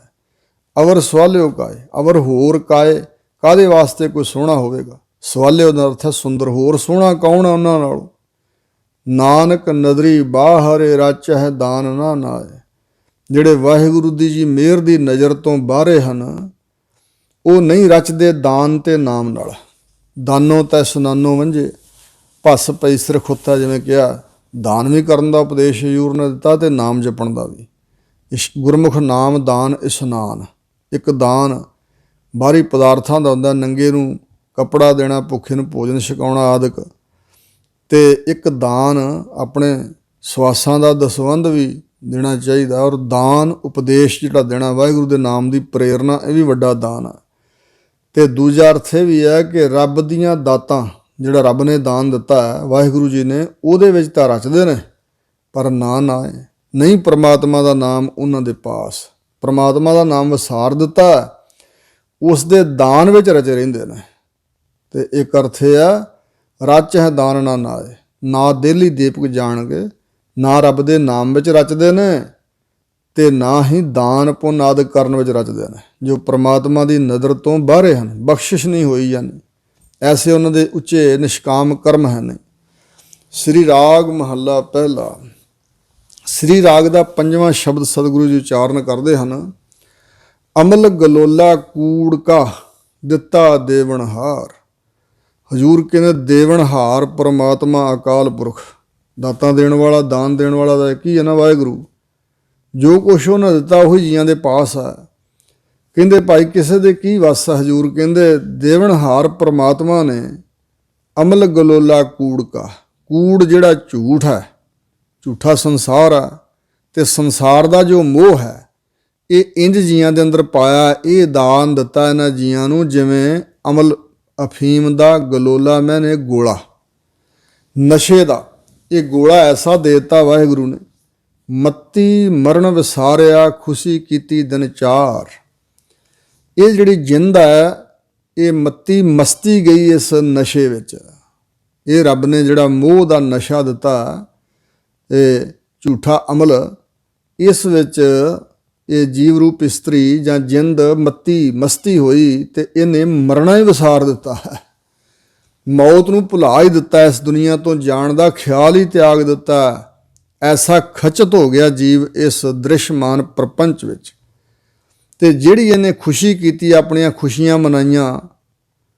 ਜਦੋਂ ਕੋਈ ਵਿਆਹ ਸ਼ਾਦੀ ਹੁੰਦਾ ਕਹਿੰਦੇ ਜੀ ਹੁਣ ਨਹੀਂ ਖੁਸ਼ੀ ਮਨਾਉਣੀ ਤੇ ਕਦੋਂ। ਭੰਗੜੇ ਸ਼ੰਗੜੇ ਪੈਂਦੇ, ਸ਼ਾਦੀਆਂ ਨੇ ਵੱਜਦੇ ਨੇ, ਸ਼ਰਾਬਾਂ ਕਬਾਬਾਂ ਦੇ ਦੌਰ ਚੱਲ ਪੈਂਦੇ ਨੇ। ਕਹਿੰਦੇ ਨਾ ਰੋਕੋ ਹੁਣ ਸਾਨੂੰ, ਮਸਾਂ ਖੁਸ਼ੀ ਦਿੱਤੀ ਰੱਬ ਨੇ। ਔਰ ਜੇ ਕਾਕਾ ਜੰਮ ਪਿਆ ਤਾਂ ਫਿਰ ਨਹੀਂ ਕਿਸੇ ਦੇ ਰੋਕਦੇ, ਅਤੇ ਵਾਹਿਗੁਰੂ ਨਾ ਕਰੇ ਜੇ ਅਗਲੀ ਸ਼ਨ ਕਾਕਾ ਅੱਖਾਂ ਮੀਟ ਜਾਏ ਅਤੇ ਫਿਰ ਗਮਰੁੱਠ ਹੋ ਜਾਂਦੇ, ਫਿਰ ਰੱਬ ਨੂੰ ਤਾਨੇ ਮਿਹਣੇ, ਉਹਨੇ ਉਂਤਰੇ ਨੇ ਸਾਨੂੰ ਦਿੱਤਾ ਹੀ ਕਿਉਂ ਜੇ ਲੈ ਲੈਣਾ ਸੀ ਤਾਂ। ਐਸਾ ਵੀ ਲੋਕ ਬੋਲਦੇ ਨੇ। ਸੋ ਇਸ ਪ੍ਰਕਾਰ ਇਹ 4 ਦਿਨਾਂ ਦੀ ਖੁਸ਼ੀ ਕੀਤੀ, ਕੂੜੀ ਰਲੀ, ਝੂਠੀ ਖੁਸ਼ੀਆਂ ਮਨਾਈਆਂ। ਭਾਈ ਗੁਰਦਾਸ ਨੇ ਕਿਹਾ ਕੀਨੀ ਕੂੜੀ ਰਲੀ। ਇਸ ਤਰ੍ਹਾਂ ਦੀਆਂ ਝੂਠੀਆਂ ਖੁਸ਼ੀਆਂ 4 ਦਿਨ ਮਨਾਈਆਂ ਜੀਆਂ ਨੇ। ਸੱਚ ਮਿਲਿਆ ਤਿਨ ਸੋਫੀਆਂ, ਰਾਖਣ ਕੋ ਦਰਬਾਰ। ਜਿਹੜੇ ਇਸ ਮਾਇਆ ਮੋਹ ਦੇ ਨਸ਼ੇ ਤੋਂ ਰਹਿਤ ਹੋਏ ਸੋਫੀ, ਇੱਕ ਅਮਲੀ ਹੁੰਦਾ, ਇੱਕ ਸੋਫੀ ਹੁੰਦਾ, ਜਿਨ੍ਹਾਂ ਨੇ ਇਹ ਮਾਇਆ ਦੇ ਮੋਹ ਦਾ ਨਸ਼ਾ ਨਹੀਂ ਪੀਤਾ, ਇਹਦੇ ਵਿੱਚ ਗਲਤਾਨ ਨਹੀਂ ਹੋਏ, ਉਹਨਾਂ ਸੋਫੀਆਂ ਨੂੰ ਇੱਕ ਵਸਤੂ ਮਿਲੀ ਹੈ, ਉਹ ਹੈ ਸੱਚ। ਸੱਚ ਕੀ ਹੈ? ਵਾਹਿਗੁਰੂ, ਵਾਹਿਗੁਰੂ ਜੀ ਦਾ ਨਾਮ। ਰਾਖਣ ਕੋ ਦਰਬਾਰ, ਉਹਨਾਂ ਨੂੰ ਸੱਚ ਪੱਲੇ ਹੈ। ਪਰਮਾਤਮਾ ਦੇ ਦਰਬਾਰ ਅੱਗੇ ਭੇਟਾ ਰੱਖਣ ਨੂੰ, ਰਾਖਣ ਕੋ ਦਰਬਾਰ। ਸੋ ਇਸ ਪ੍ਰਕਾਰ ਵਾਹਿਗੁਰੂ ਦੇ ਦਰ 'ਤੇ ਜਾਣਾ ਸਭ ਨੇ, ਉੱਥੇ ਵਾਹਿਗੁਰੂ ਦੇ ਦਰਬਾਰ ਵਿੱਚ ਭੇਟਾ ਰੱਖਣ ਨੂੰ ਉਹਨਾਂ ਸੋਫੀ ਲੋਕਾਂ ਨੂੰ, ਜਿਹੜੇ ਇਹਨਾਂ ਨਸ਼ਿਆਂ 'ਚ ਨਹੀਂ ਗਲਤਾਨ ਹੋਏ, ਉਹਨਾਂ ਨੂੰ ਸੱਚ ਪ੍ਰਾਪਤ ਹੋਇਆ ਹੈ। ਨਾਨਕ ਸਾਚੇ ਕਉ ਸੱਚ ਜਾਣ। ਹਜ਼ੂਰ ਕਹਿੰਦੇ ਸੱਚੇ ਅਕਾਲ ਪੁਰਖ ਪਰਮਾਤਮਾ ਨੂੰ ਹੀ ਸਦੀਵੀ ਜਾਣੋ, ਸਦੀਵੀ ਰਹਿਣ ਵਾਲਾ। ਜਿਤ ਸੇਵਿਆ ਸੁਖ ਪਾਈਐ, ਤੇਰੀ ਦਰਗਹਿ ਚੱਲੈ ਮਾਣ। ਜਿਸ ਪਰਮਾਤਮਾ ਦਾ ਸਿਮਰਨ ਕੀਤਿਆਂ ਸਦਾ ਵਾਸਤੇ ਸੁਖ ਦੀ ਪ੍ਰਾਪਤੀ ਕੀਤੀ ਜਾਂਦੀ ਹੈ। ਜਿਤ ਸੇਵਿਆ ਸੁਖ ਪਾਈਐ, ਸੋ ਸਾਹਿਬ ਸਦਾ ਸੰਭਾਲੀਐ। ਜਿਤ ਕੀਤਾ ਪਾਈਐ, ਆਪਣਾ ਸਾ ਘਾਲ ਬੁਰੀ ਕਿਉਂ ਘਾਲੀਐ। ਮੰਦਾ ਮੂਲ ਨ ਕੀਚਈ, ਦਿਲ ਲੰਮੀ ਨਦਰ ਨਿਹਾਲੀਐ। ਜੋ ਸਾਹਿਬ ਨਾਲ ਨਾ ਹਾਰੀਐ, ਤੇ ਵੇਹਾ ਪਾਸਾ ਢਾਲੀਐ। ਕਿਛ ਲਾਹੇ ਉਪਰ ਘਾਲੀਐ। ਹਜ਼ੂਰ ਕਹਿੰਦੇ ਨੇ ਜਿਸ ਵਾਹਿਗੁਰੂ ਦੇ ਸੱਚ ਰੂਪੀ ਨਾਮ ਨੂੰ ਸੇਵਿਆਂ ਸਿਮਰਿਆਂ ਆਤਮਿਕ ਸੁਖ ਦੀ ਪ੍ਰਾਪਤੀ ਹੁੰਦੀ ਹੈ। ਅਤੇ ਇਹ ਵਾਹਿਗੁਰੂ ਜੀ ਤੇ ਦਰਗਾਹ ਵਿੱਚ ਜਦੋਂ ਜੀਵ ਪਹੁੰਚਦਾ ਚੱਲ ਕੇ, ਤਾਂ ਉੱਥੇ ਮਾਣ ਪ੍ਰਾਪਤ ਹੁੰਦਾ, ਇੱਜ਼ਤ ਪ੍ਰਾਪਤ ਹੁੰਦੀ ਹੈ। ਰਹਾਓ ਸੱਚ ਸਰਾ ਗੁੜ ਬਾਹਰਾ। ਸ਼ਰਾਬ ਜਿਹੜਾ ਸ਼ਬਦ ਹੈ ਇਹ ਫਾਰਸੀ ਦਾ ਹੈ। ਸ਼ਰ ਆਬ, ਜਿਸ ਆਬ ਪਾਣੀ ਨੂੰ ਪੀ ਕੇ ਸ਼ਰਾਰਤਾਂ ਪੈਦਾ ਹੋਣ, ਸ਼ੈਤਾਨੀਆਂ ਪੈਦਾ ਹੋਣ। ਇਸ ਪ੍ਰਕਾਰ ਜਿਹੜਾ ਲੋਕ ਦੁਨੀਆਦਾਰ ਸ਼ਰਾਬ ਪੀਣ ਵਿੱਚ ਮਸਤ ਹੁੰਦੇ ਨੇ, ਇੱਥੇ ਹਜ਼ੂਰ ਕਹਿ ਰਹੇ ਨੇ ਸੱਚ ਸਰਾ ਗੁੜ ਬਾਹਰਾ। ਇੱਕ ਸੱਚ ਦੀ ਸ਼ਰਾਬ ਵੀ ਹੈ, ਇਸਤਰੀ ਲਿੰਗ ਵੀ ਇਹ ਸ਼ਰਾਬ ਤੇ ਪੁਲਿੰਗ ਵਜੋਂ ਵੀ ਬੋਲਿਆ ਜਾਂਦਾ। ਸ਼ਰਾਬ ਮਦਰਾ ਪੀਤਾ ਹੋਇਆ, ਸ਼ਰਾਬ ਪੀਤਾ ਹੋਇਆ। ਹਜ਼ੂਰ ਕਹਿੰਦੇ ਨੇ ਜਾਂ ਦਾਰੂ ਪੀਤਾ ਫਲਾਣੇ ਨੇ, ਹਜ਼ੂਰ ਕਹਿੰਦੇ ਨੇ ਸੱਚ ਸਰਾ, ਸੱਚ ਦਾ ਸ਼ਰਾਬ ਵੀ ਹੈ ਪੀਣ ਨੂੰ। ਗੁੜ ਬਾਹਰਾ, ਉਹ ਗੁੜ ਤੋਂ ਬਗੈਰ ਹੀ ਹੈ। ਜਿਸ ਵਿੱਚ ਸੱਚਾ ਨਾਮ, ਜੇ ਉਹਦੇ ਵਿੱਚ ਗੁੜ ਹੈ ਤੇ ਉਹ ਸੱਚਾ ਨਾਮ ਹੈ ਜਿਹੜਾ ਉਹ ਗੁੜ ਹੈ। ਸੁਣੈ ਵਖਾਣੈ ਜੇਤੜੇ, ਜੋ ਉਸ ਸੱਚੇ ਨਾਮ ਨੂੰ ਪ੍ਰੇਮ ਪੂਰਵਕ ਸੁਣਦੇ ਹਨ, ਸ਼ਰਧਾ ਵਿਸ਼ਵਾਸ ਰੂਪੀ ਕੰਨਾਂ ਨਾਲ, ਭਾਵਨਾ ਸਹਿਤ, ਔਰ ਵਖਾਣਾ ਹੈ, ਕਥਨ ਕਰਦੇ ਹਨ ਪ੍ਰੇਮ ਧਾਰ ਕੇ। ਕਿਉਂਕਿ ਕੋਈ ਗਾਵੈ ਰਾਗੀ ਨਾਦੀ ਬੇਦੀ ਬਹੁ ਭਾਂਤ ਕਰਨੇ, ਹਰ ਹਰ ਭੀਜੈ ਰਾਮ ਰਾਜ, ਜਿਨ ਅੰਤਰ ਕਪਟ ਵਿਕਾਰ ਹੈ ਤਿਨ ਰੋਏ ਕਿਆ ਕੀਜੈ। ਸੁਣਨਾ ਤੇ ਵਿਖਾਨਣਾ, ਕਥਨ ਕਰਨਾ, ਇਹ ਪ੍ਰੇਮ ਦੇ ਸਹਿਤ ਹੋਵੇ ਤੇ ਫਿਰ ਹੀ ਸਫਲਾ। ਇੱਕ ਸੁਣਦੇ ਹਨ, ਇੱਕ ਵਿਖਾਣਾ ਕਥਨ ਕਰਦੇ ਹਨ। ਜੇਤੜੇ ਜਿੰਨੇ ਜੀਵ ਹਉ ਤਿਲ ਬਾਰੇ ਹਾਰਿਆ ਜਾਉ। ਸਤਿਗੁਰੂ ਜੀ ਕਹਿੰਦੇ ਮੈਂ ਉਹਨਾਂ ਤੋਂ ਬਲਿਹਾਰ ਜਾਂਦਾ, ਆਪਣਾ ਬਲ ਹਾਰਦਾ ਉਹਨਾਂ ਦੇ ਅੱਗੇ, ਕੁਰਬਾਨ ਜਾਂਦਾ ਹਾਂ। ਤਾਂ ਮਨ ਖੀਵਾ ਜਾਣੀਆਂ ਜਾਂ ਮਹਿਲੀ ਪਾਏ ਥਾਓ। ਹਜ਼ੂਰ ਕਹਿੰਦੇ ਨੇ ਮਨ ਤਾਂ ਮਸਤਿਆ ਹੋਇਆ ਜਾਣੀਏ, ਅਸਲ ਸ਼ਰਾਬੀ ਹੋਇਆ, ਅਸਲ ਖੀਵਾ ਹੋਇਆ, ਅਲਬੇਲਾ ਹੋਇਆ ਜਾਣੀਏ, ਜਾਂ ਵਾਹਿਗੁਰੂ ਪਰਮਾਤਮਾ ਦੇ ਮਹਿਲਾਂ ਵਿੱਚ ਇਹ ਥਾਂ ਪਾਏ। ਮਹਿਲੀ ਜੋ ਮਹਿਲਾਂ ਦਾ ਮਾਲਕ ਹੈ ਵਾਹਿਗੁਰੂ ਦੇ ਚਰਨਾਂ ਵਿੱਚ ਇਹ ਥਾਂ ਪ੍ਰਾਪਤ ਕਰੇ, ਸਤਿਕਾਰ ਪ੍ਰਾਪਤ ਕਰੇ। ਦਰਗਹਿ ਬੈਸਣ ਪਾਈ ਹੈ, ਵਿੱਚ ਦੁਨੀਆ ਸੇਵ ਕਮਾਈ ਹੈ ਤਾਂ ਦਰਗਹਿ ਬੈਸਣ ਪਾਈ ਹੈ। ਨਾਉ ਨੀਰ ਚੰਗਿਆਈਆਂ ਸਤ ਪਰਮਲ ਤਨਵਾਸ। ਹਜ਼ੂਰ ਕਹਿੰਦੇ ਨੇ ਚੰਗਿਆਈਆਂ ਅਤੇ ਨਾਮ, ਗੁਣ ਤੇ ਚੰਗਿਆਈ ਨਾਉ, ਇਹ ਨੀਰ ਜਲ ਹੈ। ਸਤ ਪਰਮਲ ਤਨਵਾਸ, ਤੇ ਸਤ ਜਿਹੜਾ ਉੱਚਾ ਆਚਰਣ ਹੈ, ਇਹ ਪਰਮਲ ਚੰਦਨ ਦਾ ਸਰੀਰ ਦੇ ਵਿੱਚ ਵਾਸ਼ਨਾ, ਚੰਦਨ ਦੀ ਖੁਸ਼ਬੂ ਹੈ ਸਰੀਰ ਵਿੱਚ। ਮਾਨੋ ਜਿਹਨੇ ਪ੍ਰਮਾਤਮਾ ਦਾ ਨਾਮ ਤੇ ਚੰਗਿਆਈਆਂ ਨੂੰ ਧਾਰਨ ਕੀਤਾ ਹੈ ਔਰ ਉੱਚਾ ਆਚਰਣ ਬਣਾਇਆ ਹੈ, ਸੋ ਇਸ ਪ੍ਰਕਾਰ ਇਹ ਐਸੇ ਨੀਰ ਵਿੱਚ ਉਹ ਇਸ਼ਨਾਨ ਕਰਦਾ ਤੇ ਸਤ ਪਰਮਲ ਤਨਵਾਸ, ਉੱਚਾ ਆਚਰਣ, ਉਹਦੇ ਸਰੀਰ ਦੇ ਅੰਦਰ ਚੰਦਨ ਦੀ ਖੁਸ਼ਬੂ ਹੈ। ਤਾਂ ਮੁਖ ਹੋਵੇ ਉਜਲਾ ਲੱਖ ਦਾਤੀ ਇੱਕ ਦਾਤ। ਲੱਖਾਂ ਦਾਤਾਂ ਸਿਰ ਸ਼੍ਰੋਮਣੀ ਇੱਕ ਦਾਤ ਹੈ ਵਾਹਿਗੁਰੂ ਜੀ ਦੇ ਨਾਮ ਦੀ। ਜੇ ਇਹ ਮੰਗ ਲਵੇ, ਲੈ ਲਵੇ ਵਾਹਿਗੁਰੂ ਦੇ ਪਾਸੋਂ ਪਾਤਰ ਬਣ ਕੇ, ਤਾਂ ਇਹਦਾ ਮੁਖ ਉਜਲਾ ਹੋਵੇਗਾ ਵਾਹਿਗੁਰੂ ਦੇ ਦਰ ਤੇ। ਦੂਖ ਤਿਸਹਿ ਪੈ ਆਖੀਐ ਸੂਖ ਜਿਸੈ ਹੀ ਪਾਸ। ਹਜ਼ੂਰ ਕਹਿੰਦੇ ਨੇ ਦੁੱਖ ਉਸ ਦੇ ਪਾਸ ਹੀ ਰੋਣਾ ਚਾਹੀਦਾ ਜਿਹਦੇ ਪਾਸ ਸੁੱਖ ਹਨ। ਜਿਸ ਮਨੁੱਖ ਪੈ ਕਰੋ ਬੇਨਤੀ ਸੋਇ ਆਪਣੇ ਦੁੱਖ ਭਰਿਆ। ਜੇ ਦੁਨੀਆ ਦੇ ਕਿਸੇ ਮਨੁੱਖ ਕੋਲ ਆਪਣਾ ਦੁੱਖ ਰੋਵੋਗੇ ਤਾਂ ਉਹ ਆਪਣੇ ਦੁੱਖ ਤੁਹਾਡੇ ਅੱਗੇ ਰੱਖੇਗਾ। ਉਹ ਵੀ ਤਾਂ ਦੁੱਖ ਵਿੱਚ ਭਰਿਆ ਹੋਇਆ, ਨਾ ਉਹਨੂੰ ਦੱਸਣ ਦੇ ਨਾਲ ਤੁਹਾਡਾ ਦੁੱਖ ਦੂਰ ਹੋ ਸਕਦਾ। ਇਸ ਕਰਕੇ ਮੇਰਾ ਦੁੱਖ ਸੁੱਖ ਤੁਝ ਹੀ ਪਾਸ, ਜਿਵੇਂ ਬਚਨ ਆਇਆ। ਇੱਥੇ ਵੀ ਹਜ਼ੂਰ ਕਹਿੰਦੇ ਦੁੱਖ ਉਸ ਦੇ ਪਾਸ ਹੀ ਅਰਜ਼ ਕਰੀਏ, ਬੇਨਤੀ ਕਰੀਏ ਜਿਹਦੇ ਪਾਸ ਸੁੱਖਾਂ ਦੇ ਖਜ਼ਾਨੇ ਭਰੇ ਹੋਏ ਨੇ, ਜਿੱਥੋਂ ਸੁੱਖ ਮਿਲ ਸਕਦਾ ਹੈ ਉਹ ਹੈ ਵਾਹਿਗੁਰੂ। ਸੋ ਕਿਉਂ ਮਨੋ ਵਿਸਾਰੀਐ ਜਾ ਕੇ ਜੀ ਪ੍ਰਾਣ। ਜਿਸ ਪ੍ਰਮਾਤਮਾ ਦੀ ਸਾਨੂੰ ਜਿੰਦ ਬਖਸ਼ੀ ਹੋਈ ਹੈ, ਜੀਓ ਪਾਏ ਪਿੰਡ ਜਿਨ ਸਾਜਿਆ ਦਿੱਤਾ ਪਹਿਨਣ ਖਾਣ। ਔਰ ਪ੍ਰਾਣ ਸਵਾਸ ਵੀ ਜਿਸ ਪ੍ਰਮਾਤਮਾ ਨੇ ਸਾਡੇ ਸਰੀਰ ਵਿੱਚ ਦਿੱਤੇ ਹੋਏ ਨੇ, ਜਿਹਦੇ ਆਸਰੇ ਸਵਾਸ ਚੱਲ ਰਹੇ ਨੇ, ਜਿਸ ਨੇ ਜੀ ਜਿੰਦ ਪਾਈ ਹੈ ਵਿੱਚ ਆਤਮਾ, ਐਸੇ ਵਾਹਿਗੁਰੂ ਨੂੰ ਫਿਰ ਕਿਉਂ ਵਿਸਾਰੀਏ, ਕਿਉਂ ਭੁਲਾਉਣਾ ਚਾਹੀਦਾ। ਮਨ ਵਿੱਚੋਂ ਪ੍ਰਮਾਤਮਾ ਨੂੰ ਵਿਸਾਰਨਾ ਨਹੀਂ ਚਾਹੀਦਾ ਜਿਹਨੇ ਸਾਨੂੰ ਜਿੰਦ ਤੇ ਪ੍ਰਾਣ ਬਖਸ਼ੇ ਹੋਏ ਨੇ। ਤਿਸ ਵਿਣ ਸਭ ਅਪਵਿੱਤਰ ਹੈ ਜੇਤਾ ਪਹਿਨਣ ਖਾਣ। ਵਾਹਿਗੁਰੂ ਜੀ ਦੇ ਨਾਮ ਤੋਂ ਬਗੈਰ ਨਾਮ ਵਿਸਾਰ ਕੀਏ ਰਸ ਭੋਗ, ਤਾਂ ਤਨ ਉੱਠ ਖਲੋਏ ਰੋਗ।